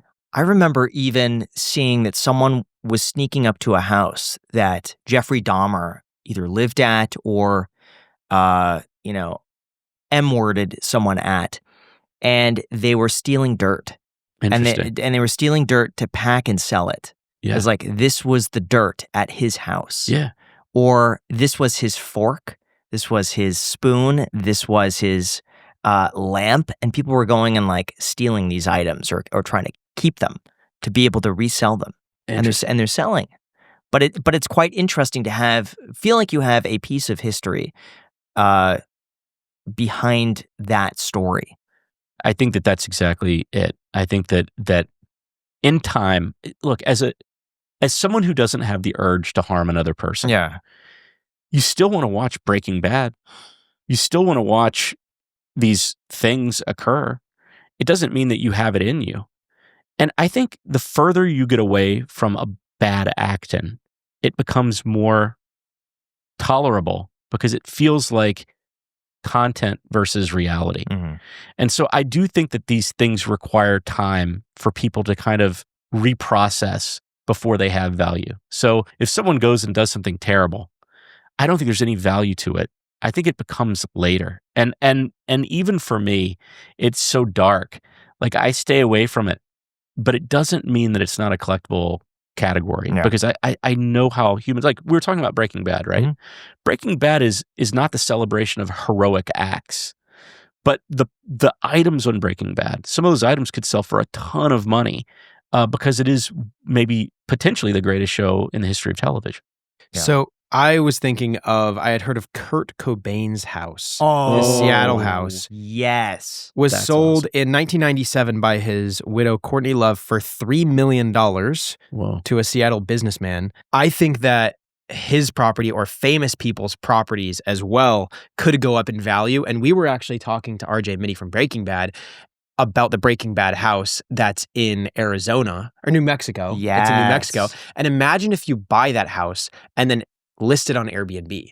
And then huge fans of Breaking Bad could pay a premium price to stay in the Breaking Bad house. Same thing goes for other celebrity houses like Kurt Cobain or other his guitar recently went for sale. Famous houses. You have a few artifacts in there or something if they're like very secured, and then you list it on Airbnb, you could probably make a pretty good return. Oh, I have no doubt. Especially if you market it well. Well, especially today, because content drives so much and there's so many people that make money on content. I mean, think about just the folks alone. Someone who is a rock and roll genre influencer goes and stays at one of these places and then covers it. And then they have an entire community that's interested and wants to have a similar experience. And you know, humans, we're pack animals in some ways. And so therefore, yeah, it's a huge business opportunity. Absolutely. I fully endorse it as an opportunity. I think the same thing goes for heroic CEOs, like Elon Musk's early work. Or something that he printed out and signed, like an application to something. The Steve Jobs, they keep auctioning off random papers that were signed. One of them, I think, went to auction. And I think it sold for millions of dollars. And it was someone mailed in asking for his autograph. And then he sent a paperback, sorry, I don't give autographs, signed. And then he signed his name there. One of my favorite collectibles of all time because it's so dry. The wit is so dry. Sorry, I don't sign autographs. And then he signs it. Brilliant. And by the way, right away, it's context matters. So if he had just signed a blank piece of paper and sent it, it would probably been worth 1/50th of sorry, I don't sign autographs. Yeah. That's genius. Jason Oppenheim also recently bought math done on a piece of paper by Albert Einstein. What? He said it was $50,000. And I thought, that's actually a pretty good price. That it was seems a whole like a math steal. equation. And then what he did is he scanned it and then blew it up as art in his office. But he has the original. That's wild. And you don't think of that. Like, you think of an artist or you think of lyrics like for someone who's making an album, but you don't think of a mathematician's equation on a piece of paper. That's rad because in the toy business, we talk about play patterns and those play patterns driving consumer purchase. In this world, it's like, is it in context exactly the thing that they're known for? And being that it's what they're known for, hugely interesting. He's always early, I've noticed, to picking up these things. And then every time he does, give it a few years and it's 10x in value. So I think something like that will be worth $500,000 in 10 years from now. And that's always been my collecting philosophy. Okay. When I'm collecting something that I absolutely love because I'm a big fan, I don't think necessarily in this manner. But if I'm collecting into categories that I think are emerging and I'm in it to learn all about the category and benefit, my objective is a 10x return in 10 years. I think that is that's a very high level objective to try to accomplish something like that. Doing that in business would be incredible. But in collectibles, when you're taking risks on new categories and you're drawing these analogous thoughts and you're saying, oh, well, you know what? PSA just started grading magazines, for instance. You go, oh, okay, maybe there's something there. Maybe there's an opportunity. What's the grail? So let me go find out. What about NFTs? It seems like they had such a come up with like Bored Apes and CryptoPunks, and then they just crashed. I have a theory, but first let me demonstrate something to you. Okay, let me demonstrate something to you. I'm gonna grab. Well, okay, I'll start. I'm excited to see what you brought. I don't want to grab something there because that actually has value. So here's what I'm gonna do. I'm gonna demonstrate something to you by. Do you have an inanimate object for me? Actually, Glasses. Thank you. Okay, here we go. Let's just say these are the most valuable glasses in the world because they were owned by Benjamin Franklin. Okay, these were Benjamin Franklin's glasses. They're not. But because of that, they're incredibly rare, they're scarce and everything else. Okay. And over in this hand, I have something invisible. It's an NFT. It's a digital asset. There's no specific value with the digital asset. It's invisible. Now, the only reason why this has value is because it was owned by Benjamin Franklin. These glasses otherwise would cost in materials several dollars, okay? The only difference between this invisible thing and these glasses is $2 in terms of the actual cost of goods, maybe $10 in the cost of making it. So when you think of an invisible asset like a domain name, okay, the domain name has utility because people go see what's there and then you can... But the domain name, like a digital asset, if it's got utility, if it has the right utility, and that was the theory of NFTs, if it has the right utility, it could have real value. If it unlocks something, an experience or a club or a community. The problem with NFTs, the real problem with NFTs, is that the first couple ones that came out, like, punks or Bored Apes, CryptoKitties, like those came out and there were not many communities. So they were one of 10,000 or one of 5,000, and people, I want to be part of this community, and it went up in value. The problem was within 6 months, there were 10,000 communities, and 6 months later, there were millions of communities. And it's all about scarcity. And so everything just crashed because the world of consumers could not keep up with the available product. And so the interesting thing is, and I have a belief that 25 years from now, Bored Ape, punks, they'll have value. The other zillion of them, they'll be very far and few between on the ones that actually have any value.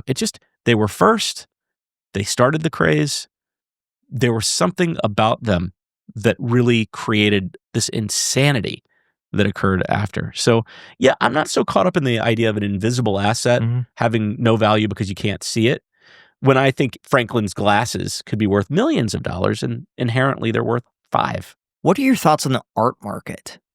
It just seems like artwork in general is less desirable now for for younger buyers because they can't relate to it. I think the art market is fascinating because they're kingmakers in that market. Okay, there are people that are so talented. They make you cry. Their product is so good. And you can go on TikTok and you can scroll. Oh my gosh. Some of those I've gotten close to buying because they're so incredible. And I follow some artists on Instagram. I love their work. Yeah, there's this guy, Dylan Eakin. He's an ultra realistic creator of pencil art. I bought several of his originals. Unfortunately, they burned in the fire as well. Yeah. That's okay. He is interesting because he's created a community of millions of people that are following him because of his talents. And there are many artists like that are being followed because of their talents. With that said, the kingmaker community of the traditional art community is different. You have gallery owners and you have a system of people that say, let's make this one popular next. And they market the heck out of it and they often accomplish exactly what they're setting out to accomplish. I don't know art as well as I know traditional collectibles, but I don't trust it the same way. Because I do see that king-making stuff, at least in sports. Hey, listen, A-Rod took some stuff, allegedly, but he was also one of the greatest of all time. I see that statistically. I love the TikTok art community because these people are establishing very organically a following. That's the art that I would want to invest in. I would want to invest in that art. That's the art of the future. It's a democratization of art, and that's why I like it. So you mentioned you lost 99.9% of your collectibles in the Palisades fire. Yeah. I'm curious, what are some of your favorite collectibles that you still retain? Oh, well, I had 2 safety deposit boxes. And in one, I had some incredibly valuable cards. And in the other, I had a Harry Potter book, which I'll show you guys.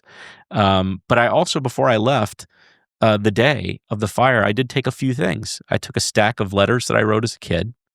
I took a bunch of LeBron rookie cards that I had sitting on my desk that I just happened to be looking at. A bunch of LeBron rookie cards? I do have a bunch of LeBron rookie cards. Just a bunch of them. It's sitting on your desk. Just a handful of them. That's correct. Yeah, actually, that does sound a little out of touch. No, it's hilarious. Did you leave a bunch of other, yes. Baseball cards? So I'll tell you what I left. So not only did I leave some amazing things, but I left things that are currently skyrocketing in value. Like I had an uncut base set giant sheet on my wall that recently sold for $250,000. I had 5 sheets. Oh, okay. Wow. I had the entire first edition PSA 10 Pokemon set from 1999. That set I paid less than $120,000 for in 2020. Today, that set just passed $1 million in value. The only card that I had in my safety deposit box was the Charizard PSA 10, which is the most valuable card in the set, which is the reason why it was in the box. But darn, I wish I had had the rest of those holos in that box too. I lost a lot of stuff in that fire. And like I said, I tracked a lot of it in terms of insurance value, but unfortunately, a lot of it also went way up and I couldn't catch it. So it's okay. By the way, honestly, it fits perfectly with my concept of life is not linear. So I have no problem having a lot less stuff now than I did before. And I feel like I did my job. I know I know my responsibilities towards my family. I fulfilled them. I just didn't get it 100% right. So I step back. I say, I'll take my B+. I don't need an A+ in everything in life. Let's go get an A+ next time. And so what do you still have? Some of your favorite items? Yeah, I have a 1981 Poppy Hulk Hogan PSA 10 rookie card. There's only 2 of them in the world that are in perfect condition. I think that is one day $1 million item. I have Andre the Giant's rookie card PSA 10.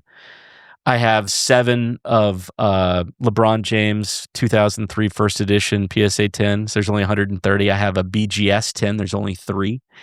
Let's see. I have the Ishihara card. I have Jack Nicklaus rookie card from 1973. It's a PSA 10 as well. It's in perfect condition. I have my Harry Potter book, which is a remarkable story in and of itself.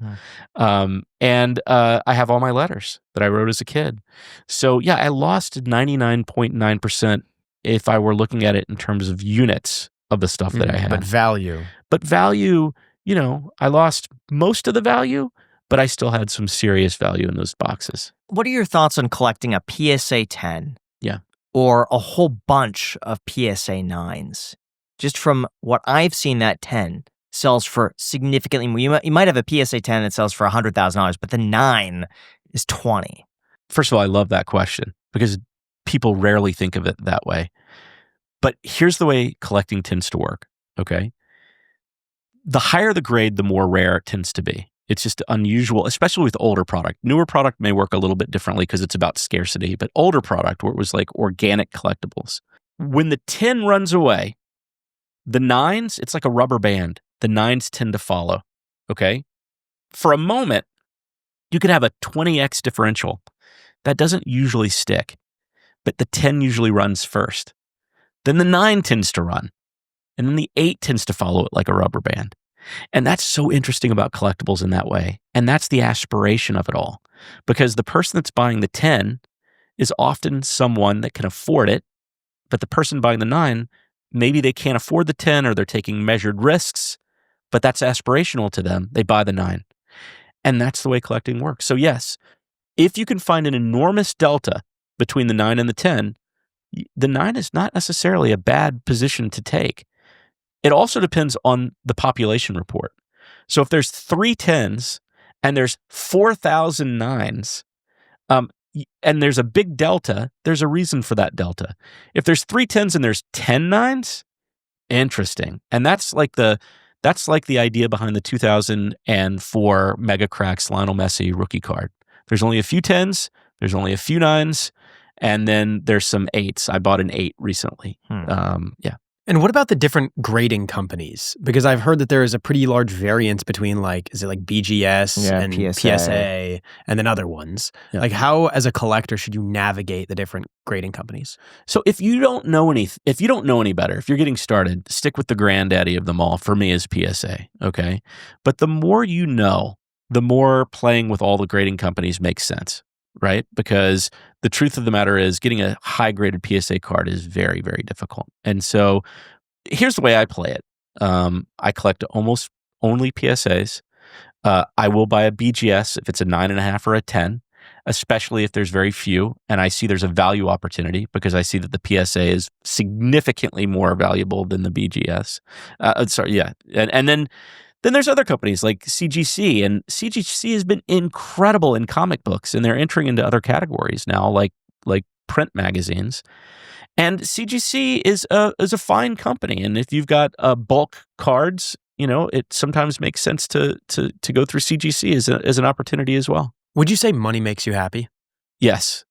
And to what extent? Like when do you feel like money made you happy first? Money makes me happy because it's a tool that allows me to explore the things that I'm passionate about. And the more money that I have, the more I can explore those passions. And it's not necessarily experiences, because remember, I'm very driven by stuff, collectibles and things like that. And every one of those categories is another community that opens up other people I get to talk to. So money for me as a tool makes me very happy. The concept of money for money's sake is less interesting. Would you say quality of life for you, if you're reporting money and happiness on their own axis, would you say it's like linear growth? Or would you say, how does that chart look? Well, I will say, and I've heard people say that money doesn't make you happier, okay? And I think that that's true for some people, but it depends on the utility. If they're just piling money and that's what they're doing with that money, I personally wouldn't take a great deal of enjoyment out of that. Like, okay, so what? You're going to die. Let's just like me. We're all going to die. So the pile of money that you have is as a marker is only of some import. The utility of that money, that's what's interesting to me. So if you're a philanthropist, wow, it allows you to do incredible things. If you're someone who loves different communities of people and you're a Ferrari enthusiast and you want to spend time in Italy and it can give you access to amazing people, yeah, do it. But I can see that it really depends on how you spend it. I think the way you spend money is the function on how much you enjoy it. But is there an amount of money that once you continue to acquire money past that amount, it doesn't bring the same amount of happiness? Is there an amount, or have you not hit that yet? Or do you think that doesn't exist? I think it depends what your interests are. So if you've got $10 million, you shouldn't go buy a private jet, okay? If your desire is to fly around in a private jet all the time, don't do it with $10 million. It will suck away too much of your money and potentially all of your money and time. If you've got $100 million, don't buy a spec building in New York City because it could go bankrupt. It could knock you completely out, So yeah, it just depends on what your utility is. And that's just the truth. Like for me, my interests are much lower level than that. Like I want to help change the culture of collecting. I want people to connect with one another over collectability. There's so much division in this world right now. Okay, we divide over everything, divide over race and culture and religion and gender and all these other things. But you can bring them together when you're talking about fandom and when you're talking about a collectible asset or a car or stuff like that. I realize that doesn't hit with everybody, but I'm telling you, that collector mentality, you forget every other divide, Republican, Democrat, all that. You forget it all. Oh, you love that? I love that. Let's talk about it. That's my goal in this world. That's where I bring the most value. So yeah, look, there is an amount of money that was probably demotivating. Probably. Like what happens if you have all the money in the world? What's the point of collecting anything, right? Unless it's just community stuff, but the 10 times return shouldn't mean anything to you anymore. So I get it. Like I just have not reached that mental level myself. So you mentioned you have about 5% of your portfolio in collectibles. You said some people can go up to 10, 15%, and that wouldn't be too irresponsible. I'm curious, the other money that you have, where are you investing? Real estate, stocks, Mutual funds, I have a financial advisor. I let them do a lot of the stuff themselves because, how much time does one have in the day? What else? Companies. So I've invested in about 17 companies in the last 6 years. The challenge with seed round funding is that most of the time you lose. But like, I've got a couple big winners. Like one of the ones that I'm an A round investor, early round investor is Whatnot. And Whatnot is essentially it's like live selling, and they're the leader in live selling. And when I told people about that 6 years ago, they were like, eh. But now it's like a household name amongst at least younger people. Like if I talk to people my age, they're like, I have no idea what you're talking about. But but yeah, I think Whatnot could be $100 billion company one day. And if that's the case, then, that's a pretty good asset to have. So I've always wondered, people that are like financially savvy, like I imagine you are, when they have a good amount of money and they have a financial advisor, do you like check in on your quarterly reports? Like, do you ask, hey, what % return am I getting per year on what you're investing? It's funny. I'm pretty trusting. We've been working together for a long time, and we started working together, I think, when he was early in his career too. And so when I say I have a financial advisor, I mean, he's probably got 25 other clients. But for me, that's totally acceptable. In fact, I really love working with people over time because I can call anytime and say, look, this is concerning to me. And immediately, Michael replies to me and we have an open dialogue. I have been the one that's made the big mistakes over time. There's a giant pullback and I'm like, take it out. Let's get out. Let's get out. And he's like, look, are you sure you want to do this? I'm like, yes. I lose. Every single time I lose. So I just go like, you're not as good at that, Jeremy. Let this other person who's better at that than you.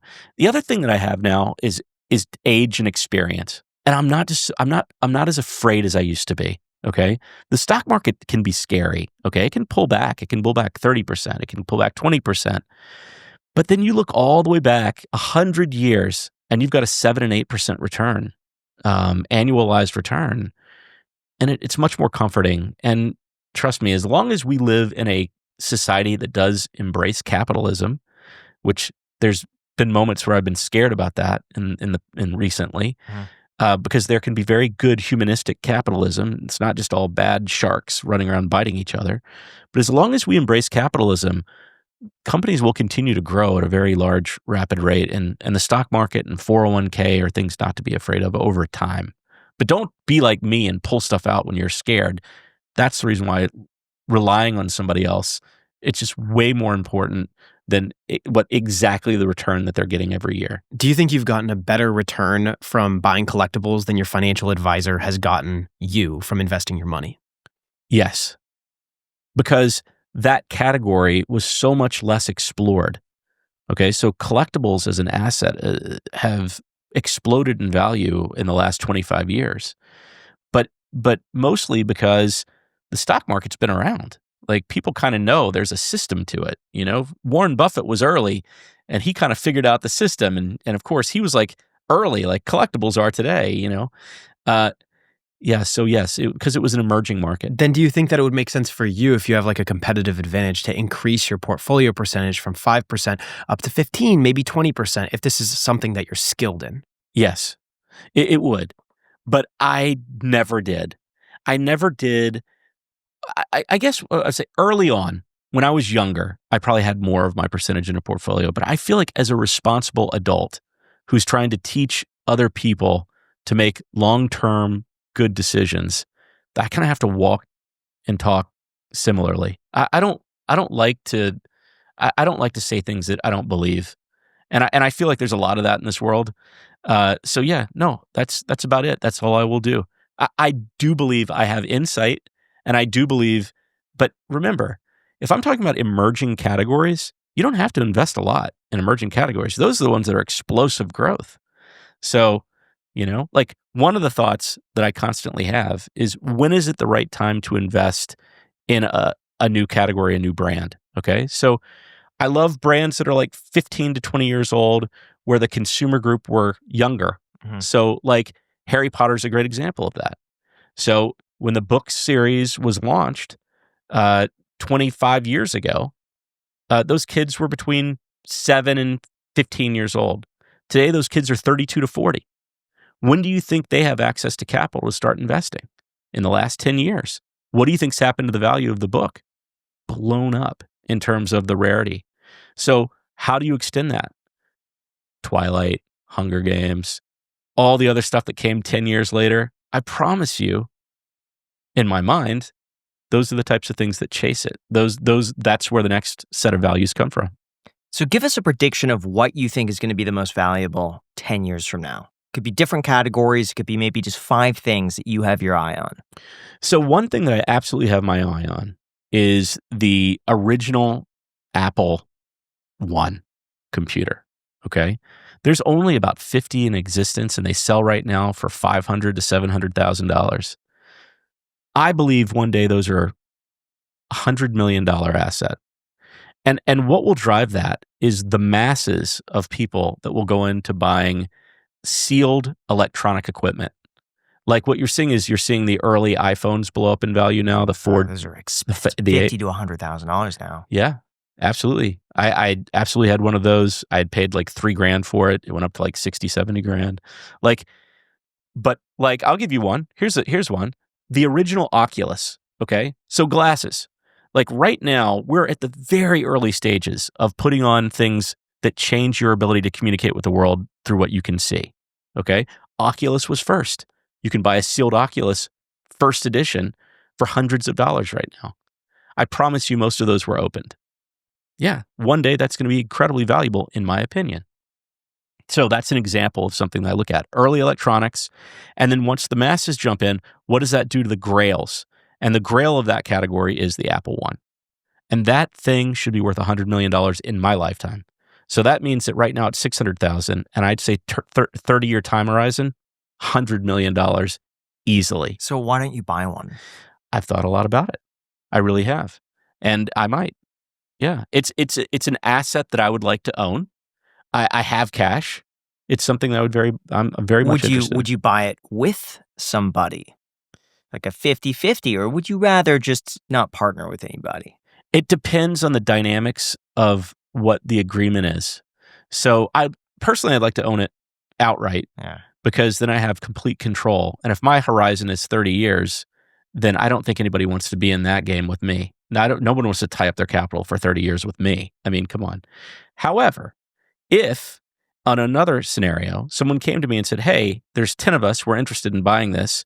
It's 10 years. We're going to lock this up. We're going to have an agreement just like you would have with any company, where there's an operating agreement and there's an agreement exactly what happens. It's placed in a vault, a third-party place. None of us can touch it. There's going to be an intermediary that is engaged with it. It's interesting. The end of 10 years, is it going to be $100 million? No. But is it going to be 5, 6 million? I think so, in my opinion. Yeah. So speaking of the iPhone, what I found interesting is that I was looking on eBay, and the original iPhone's $50,000 to $100,000.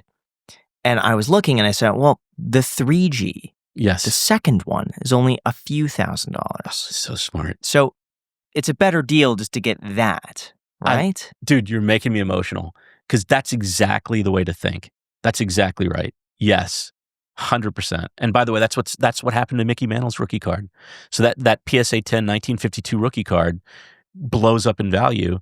And now you look all the way down the chain, 1952 to all the way to 1969. If you can find a PSA 10, those things are very valuable. And how do you know they're not resealed? That was my biggest concern, because I saw quite a few, and sometimes the seals look a little different, and sometimes the seals were perfect on like the really nice ones that came with the bag and the receipt and all that stuff.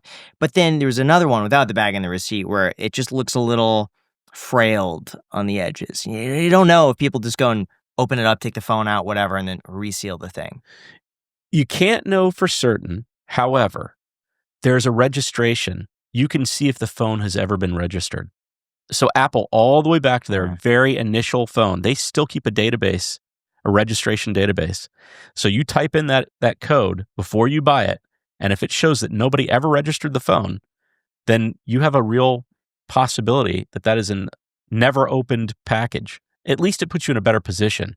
The condition of the box, the knowing something about the way the wrap is supposed to fit. The good news is we're in the internet era.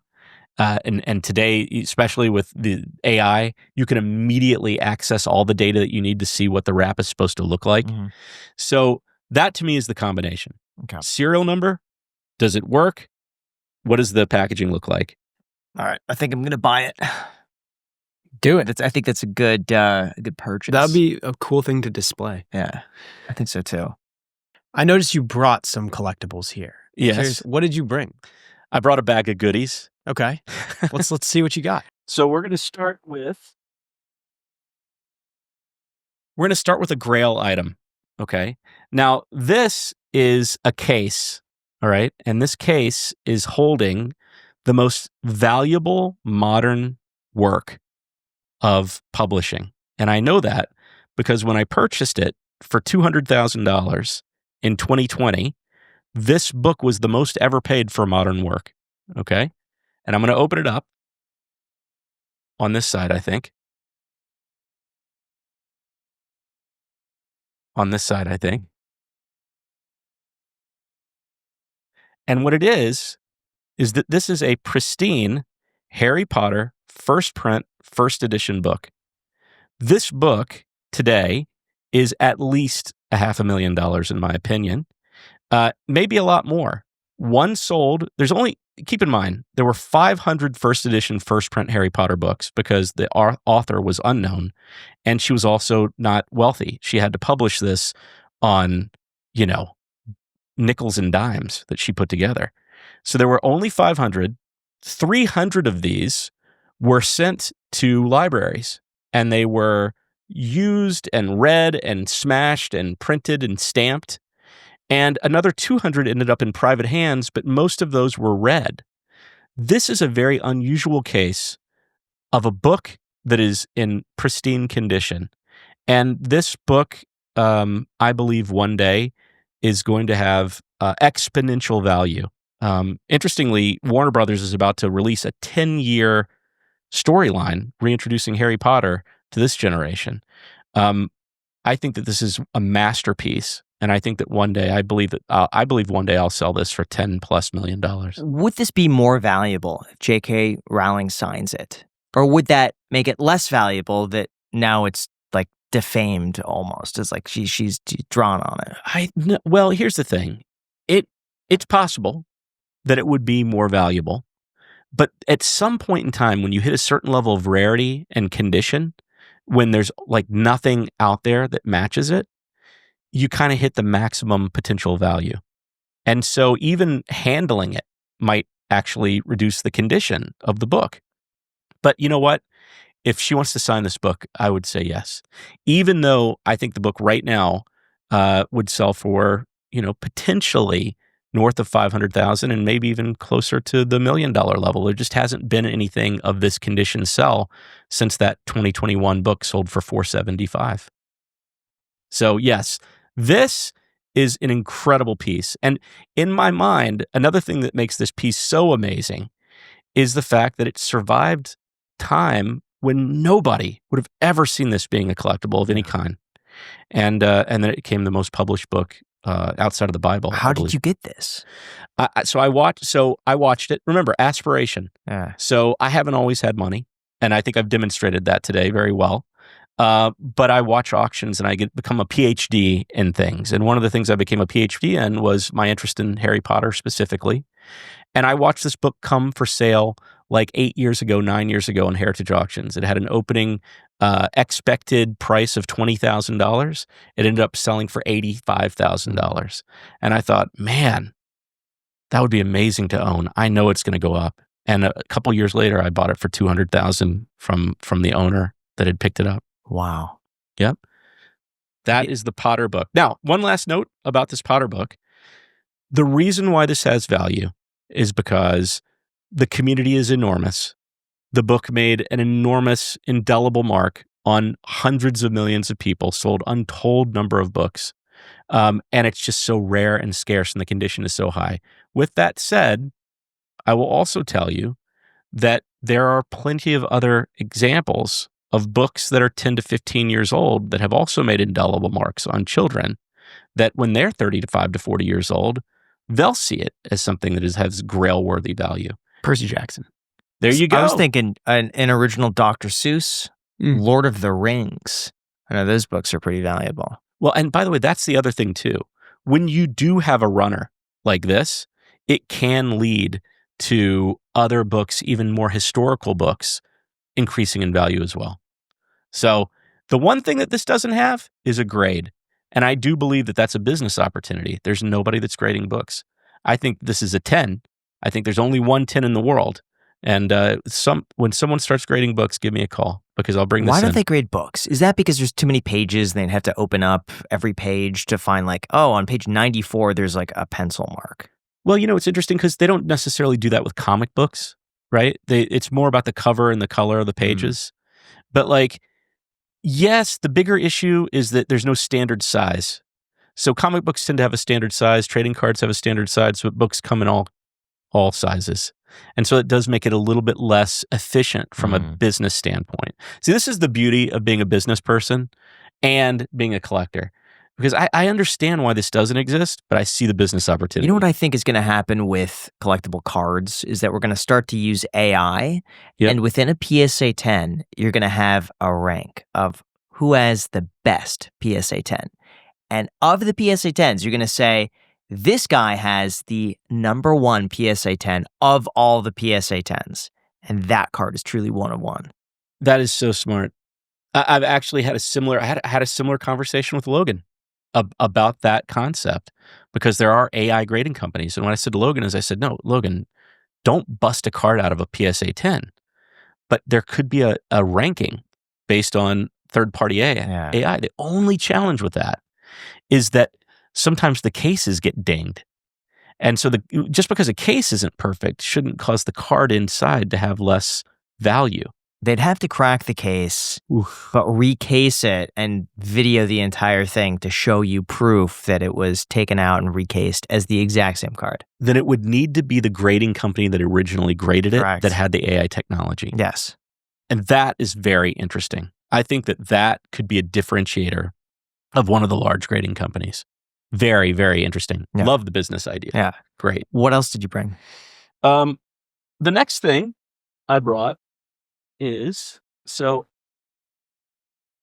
I told you that when I was a kid, I wrote 1,000, well, I didn't say it this way. So I told you when I was a kid, I wrote a bunch of letters. And in fact, I wrote 1,000 letters. And I wrote 1,000 letters to the most important people of the 20th century.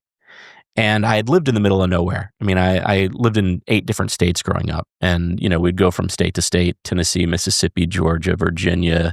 I could keep going, North Carolina. And I just felt disconnected.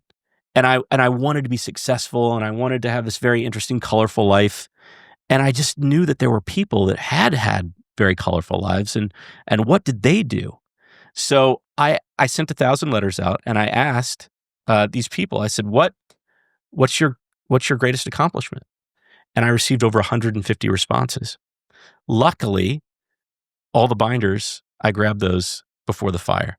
And so, like, if I open this up, what you'll see is often the date is 1992, because that's when I was a senior or a junior in high school.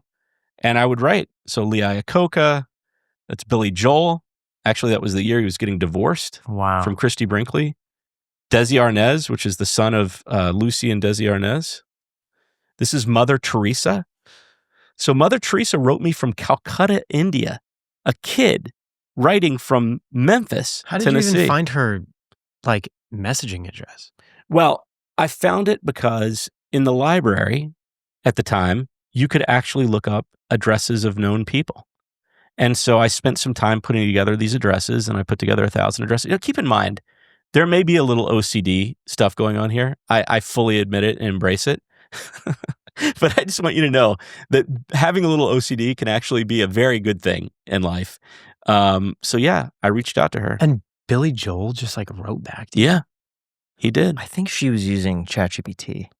Yeah, I see the hyphen there. See? Do you see the hyphen? Yeah, you got to stay away from hyphens. What else? Who other people do you have? Let's see.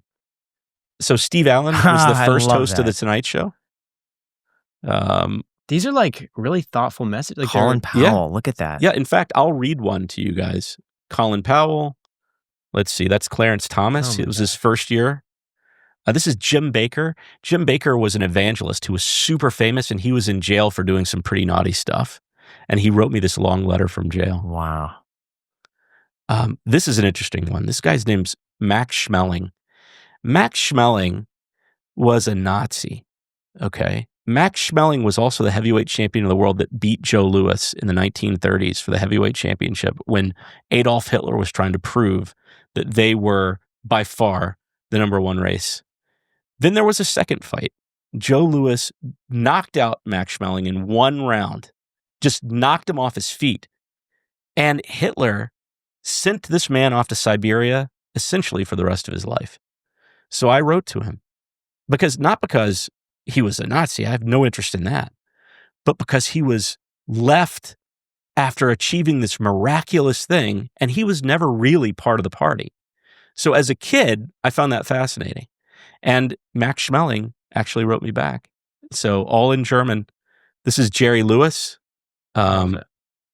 This, I can't see from up here, Jimmy Stewart. So Jimmy Stewart was, in the 1940s, one of the most famous people in the world.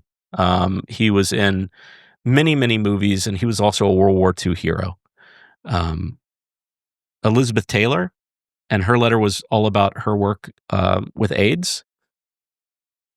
This is Mr. Rogers. Wow. So Mr. Rogers sent me a handwritten note, and in his handwritten note to a kid, he explained what his greatest accomplishments were. So it keeps going. Casey Kasem, who was a very famous talk radio host at the time. This is Roy Disney. So Walt Disney gets all the credit for Disney, but also there was Roy. And Roy Disney talked about how much it was important that he was involved with American history and art and bringing animation as a form of art. Pretty remarkable that, again, he took the time to write me back. I liked business. Vidal Sassoon. Art Buchwald, who at the time was one of the greatest humorists of the era. And he was a remarkable writer. I can't see what that one is upside down. Edward James Olmos. Edward James Olmos was an incredible actor. Let's see. This is Mike Wallace, who was one of the original 60 Minutes cast members and an incredible news person.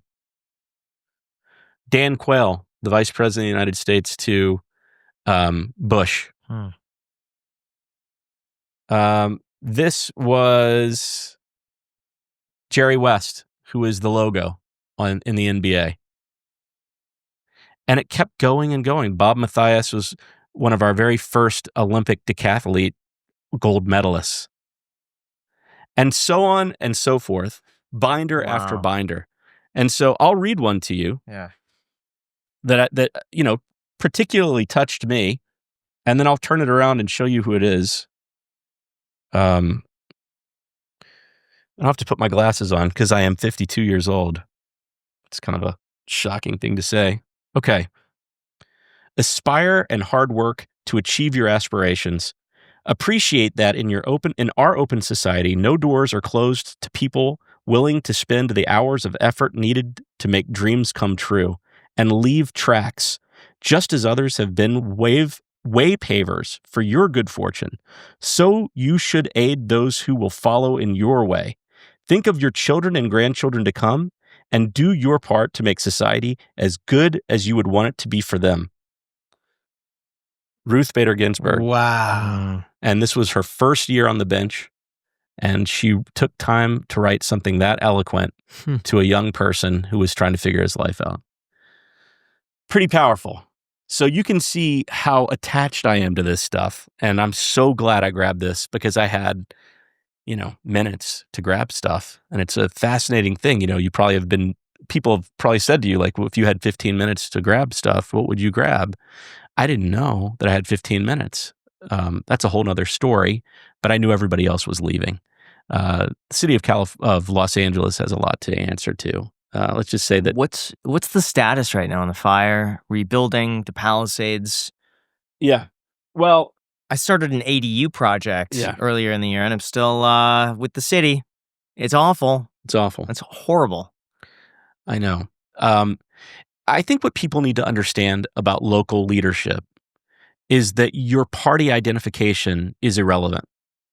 The most important thing about local leadership is, are you able to operate? And are you honest? Are you an honest broker who can operate and know how to lead people? That is the critical element of local leadership. Whether you believe certain lofty things about what happens in different parts of the world is all gamespersonship. It's all BS. It doesn't mean anything when you're talking about hiring police and fire people and public libraries and places to study and affordable housing and all of those other things. It means nothing. It's so disturbing to me that everyone is so focused on national politics when local communities are falling apart. And so Los Angeles is a great example of that. Los Angeles is a disaster when it comes to operational leadership. And you saw that because they let cities burn down during a fire that was relatively routine and could have been put out 6 days before because it was left smoldering. Mm-hmm. This only happens because the state of California and the city of Los Angeles at 30-year lows for their fire and police department number of human beings that are actually staffed and hired. This is a state that believes in climate change, okay? I'm not offering a position on my belief, but guess what? Whether I believed in it or not, I sure the heck would have a much larger percentage of my team focused on it, okay? The lowest percentage, the lowest numbers in 30 years, and you say you believe in climate change, it's not what you say, it's what you do. And that's true in leadership. That's true in managing businesses. It's true in communicating to people about buying collectibles. It's what you do. It's the reason why when I say 5% of my portfolio, I lock it down because I don't want to be a false communicator. I want it to be real. And God, I feel like we're surrounded by people who are they just really want to show you how good they are, but then they act exactly the opposite. Why are you choosing to stay and rebuild other than leave? I moved so much as a child, and I've never felt so connected to a community like I've felt in the Palisades.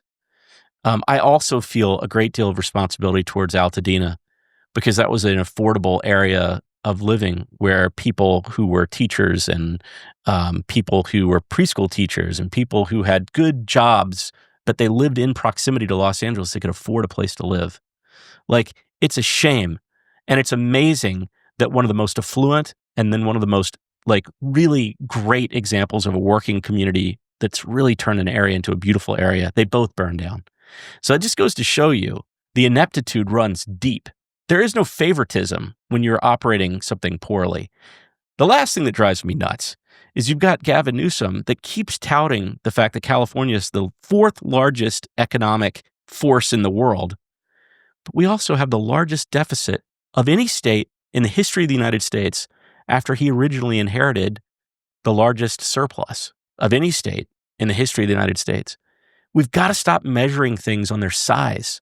We have to start measuring things on whether they are actually operating well, okay? And again, remember, I'm keeping it local because why would I give commentary on what's happening at the national level or the global level when I believe we need people to operate locally who really want to be there and make it better?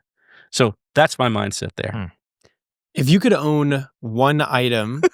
That's a hard transition, yes. If you could own one item throughout the course of history, no price involved, what would it be? That's really good. If I could own one item in the course of history. Mm-hmm. No selling it, just having it. I think because I have been so conditioned to love cards and trading cards, I would want to have the PSA 8 Honus Wagner T206 card. I know it's already $50 million. So I'd know by owning it. I've just had an incredible boon to my own personal net worth. I also have a ticket to go anywhere I want and have a conversation with anybody I want because I can just put that card there and be like, let's talk. And it's part of baseball history. It's part of lore. Do you know who not originally, but like, do you know who really pushed the valuation of that card up? No. Wayne Gretzky. Oh, I actually did hear about that.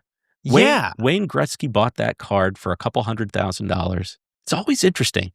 But I'll tell you another analogous time to that. But yeah, Wayne Gretzky bought that card for a couple $100,000, sold it for $800,000, and brought so much attention to the entire thing.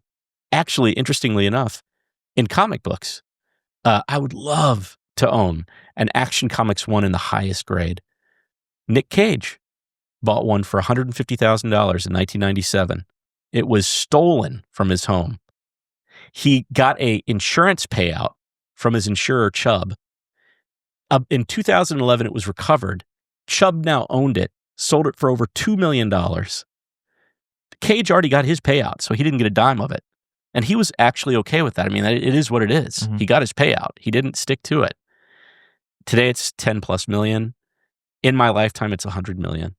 So the only reason why I would choose the Wagner is that it's incrementally more valuable, but the Action Comics 1 is awesome in the highest condition. What would you have?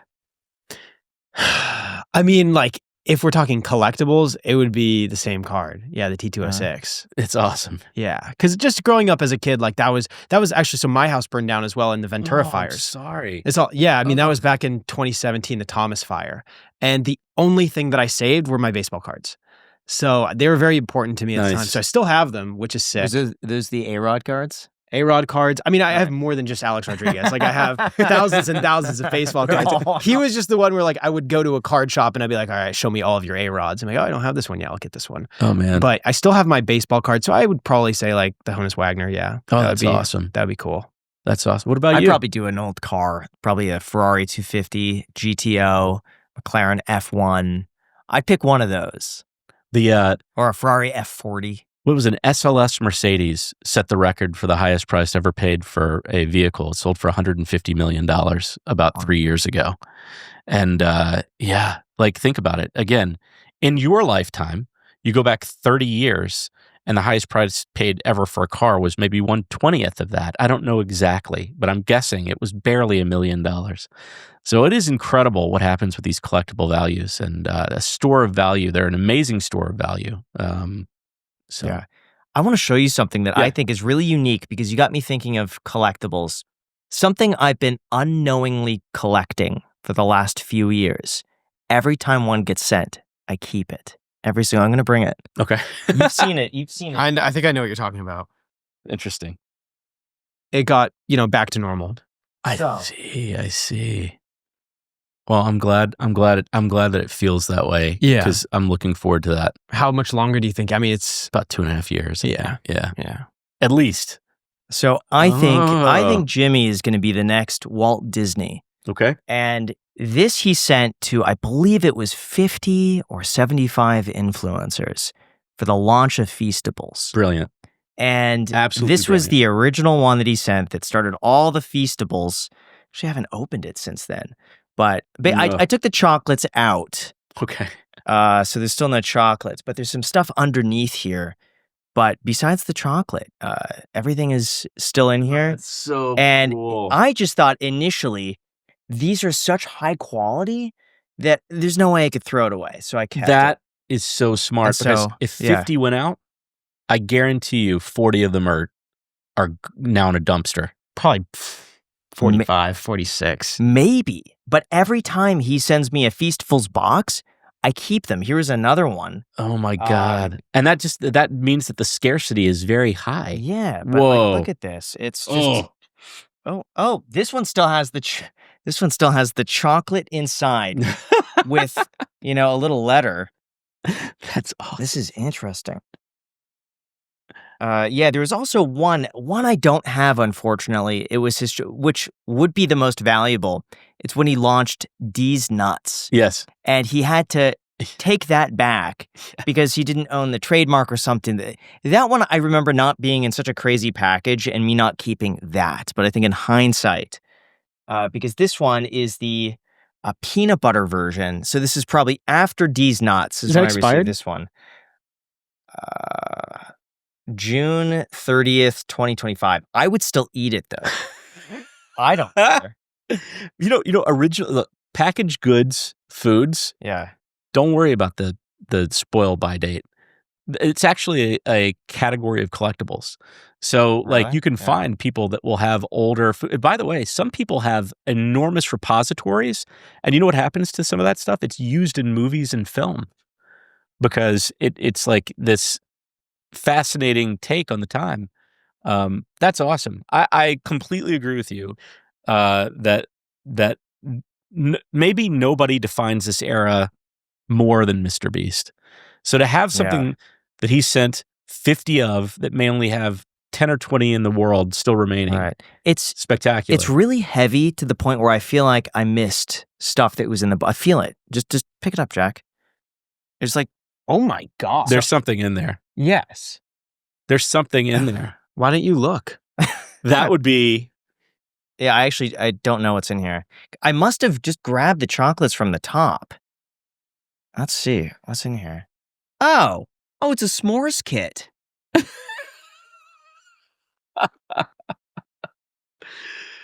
That is really well done.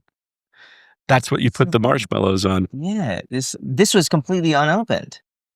I don't even know what's in here. They're gonna be like graham crackers, probably. Oh yeah, probably that and marshmallows. Brilliant. Yeah. Yeah. Wow, it's Feastables graham crackers. Look at that, and this one's not even broken. Oh my God! See, those don't exist. Wow, s'mores fuel Feastable. He labeled everything. Brilliant. All right, I'm gonna be very gentle. Oh yeah, and then there's marshmallows down there. Oh gosh, I'm just gonna put this down here so it doesn't crack. That's incredible. Oh man, yeah, that's why it's so heavy. Okay, it's the canister that you put the fuel in to create your that's amazing. And then this is the little announcement. Yeah. So, would this be more valuable if he signed it? Yes. It would. Yes. Okay. Yes, it would be more valuable if he signed it, because if there are 20 of them still, and 3 of them are signed, and you keep this one in extraordinary condition, I have no doubt that it will be of great value creation. Also, you know what? I don't think maybe I've just never researched it, but I don't know how prolific of a signer he is. He signed a lot of shirts. He did. Oh, he did. Yeah, he did. For live signed streams. Quite a lot of shirts. Okay. He signed, I think it was $1 bill from me. I see. Oh, I like that. That's great. But Amazing. I have probably of those, I have 6 or 7 boxes. Every time he does a launch, I've kept them. I have a Halloween box. I have 2 other boxes in there. Yeah, I keep them all. See, I even good. have a briefcase. One of the Mr. Beast briefcases. Unbelievable. So, keep all your own stuff too. I don't really have much. Yeah. Okay. I was going to say. I mean, it's the Warren Buffett of our time. Yeah, so I know, you're right? You're gonna want to keep his stuff. You know what's interesting? I'll never get to know that. The only time you'll become Warren Buffett is when you're the 95-year-old guy that's spouting off incredibly valuable pieces of information still. So you got to plan on longevity, but there's not going to be any 115-year-old sitting in the audience. That's the interesting thing about life. And that's the beautiful thing that I think older people have a responsibility to younger people to remind them that everybody that right now is an icon, you're the next icon.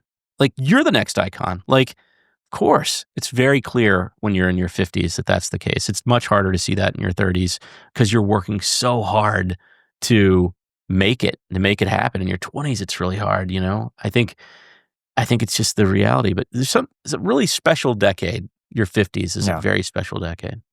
You also brought some other stuff. Let's see what you got there. All right.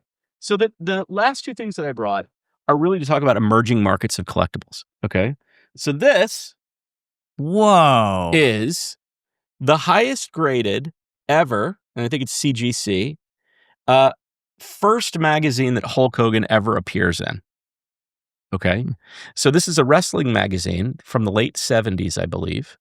And I think he was at Madison Square Garden, and this was the first magazine that he had ever appeared in. Now, the fact that it's his first appearance, but he doesn't show up on the cover, is consequential It reduces value. Mm-hmm. But I thought it was so awesome that this was representative of that. Now, magazines. There are zillions of magazines, just like trading cards. Yeah. But unlike trading cards, nobody thought of them in a collectible manner. Correct. So to find them in high condition is very unusual. And so what I would say is, like the Time magazine that you were talking about earlier, look for important sports figures, look for important political figures, high grade, almost a slam dunk. Important figures of actors, actresses, scientists that are known, Albert Einstein, unbelievable opportunity. PSA has also started grading these. While comic books have had a 30-year history of grading and trading cards, magazines are new. How much is that worth? A couple $1,000s, maybe more. I paid $7,000 for an Andre the Giant highest graded one because he is the cover. I think if this were Hulk Hogan's first cover, it probably would be worth a little bit more. But I just, I liked it a lot, so I had to buy it. Wow. So this is a new area of grading. This is an area where there's been tens and tens of millions, hundreds of millions, actually billions of units sold. There's a standard size, and that works in collectibles very well. And it's records, LPs. So people are now grading LPs and cassettes. Okay, this is VMG. They're one of the graders. But also Steve Aoki has also launched one as well, AMG.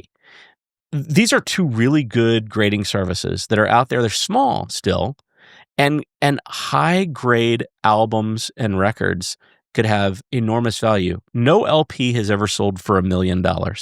There has been an LP, I believe it was some sort of Beatles LP. I don't remember which one it was, but it sold for $600,000-$700,000. It was signed. It may have been super limited edition, but there hasn't been the watershed moment yet here. I do believe that now there are people like AMG and this particular grading service that there's going to be some real serious opportunities in LPs. And so this one's cool because it's Mickey Mantle, and Mickey Mantle's a great collectible in trading cards. So why wouldn't he also make a great collectible in period pieces that are related to this particular category? And then, of course, because of all my years in wrestling, I had to get the Hulk Hogan album as well. But yeah, no, this is a all new area of collectability. Now, what happens in this area? Okay, much like these other areas of collectibles, a grail will run. It will sell for a certain price. That price will escalate significantly over time, and then other things will follow. People will be interested in various fandoms. They'll be interested in various things, and valuations increase in time. And that's generally the way it works. So for me, looking at brands that are 15 to 20 years old that were meaningful to younger people, or looking at new areas where there's certainly cataloging and slabbing and grading, those are two fantastic areas to participate without putting as much money in, with a much larger upside opportunity. It's like investing in an A-round company versus investing in something that's already traded for 30 years. That's so cool. I think it's going to be some YouTube stuff 15 years from now. Like that's where you could get in early. Yeah. I think is with YouTube memorabilia. Oh, I think you're exactly like a PewDiePie 10 million subscriber diamond play button. I think someone put that on eBay a while ago. They found it in the trash. No. He threw it away. They found it on eBay. They bought it, and someone has it. That's outrageous. I think it might be Jack Sucks at Life. This is his YouTube channel name. I think he might own it. He bought it? I believe so. Brilliant. Yeah. That's valuable right now. And I think PewDiePie was the first to 10 million. I don't know if he was the first. He was the to first 10. to 100. Yeah. The first to 100. Okay. Well, maybe it was Ray William Johnson. Ray William Johnson, Yeah. first to 10. Yeah. I believe maybe. Or Smosh. Or Smosh. It's one of them. That's probably it. But if you could get one of those, do the play buttons go all the way back to the origin of YouTube? Did they always do that, or did that come Not about sure. at a certain time? I think that they came up at a certain time. Yeah. Interesting. Yeah. I think. I could be wrong. Yeah, you get the original play buttons. But I don't know. With channels, it's tougher. But I think Right. like a Mr. Beast or a PewDiePie No doubt. stands out above all the rest. Absolute grail Yeah. items. Absolute grail items. Cool. Well, thank you. Is there anything else you can? I think that's it. Thank you so much, Jeremy, for coming on the podcast. Guys, I'm really curious. if you're going to try to convince us to buy something because you think it's going to go up in value, please just comment it down below. If there's some item that you think is undervalued, some collectible thing, it's got me thinking. Makes me want to buy some like Beatles memorabilia. That sounds good. Or like artists that are blowing up right now. Could be opportunity there. Yeah, I agree. And also, I want to invite you. So I have a group. It's called The Index. It's a lot of high-level entrepreneurs and business owners. We're having a meetup here in Las Vegas pretty soon. Oh, cool. So if you want to join that, you're more than welcome to come as a guest. And if you want to apply, by the way, we have a link down below in the description. You could put in your info, and we usually just pick like 1 or 2 people at a time. Cool. I'm in. Cool. Sounds good. Awesome. Thank you guys so much for watching. Thanks for coming on the show. What? Till next time. Till next time. It's freaking amazing. Thank you. Thanks. Cool.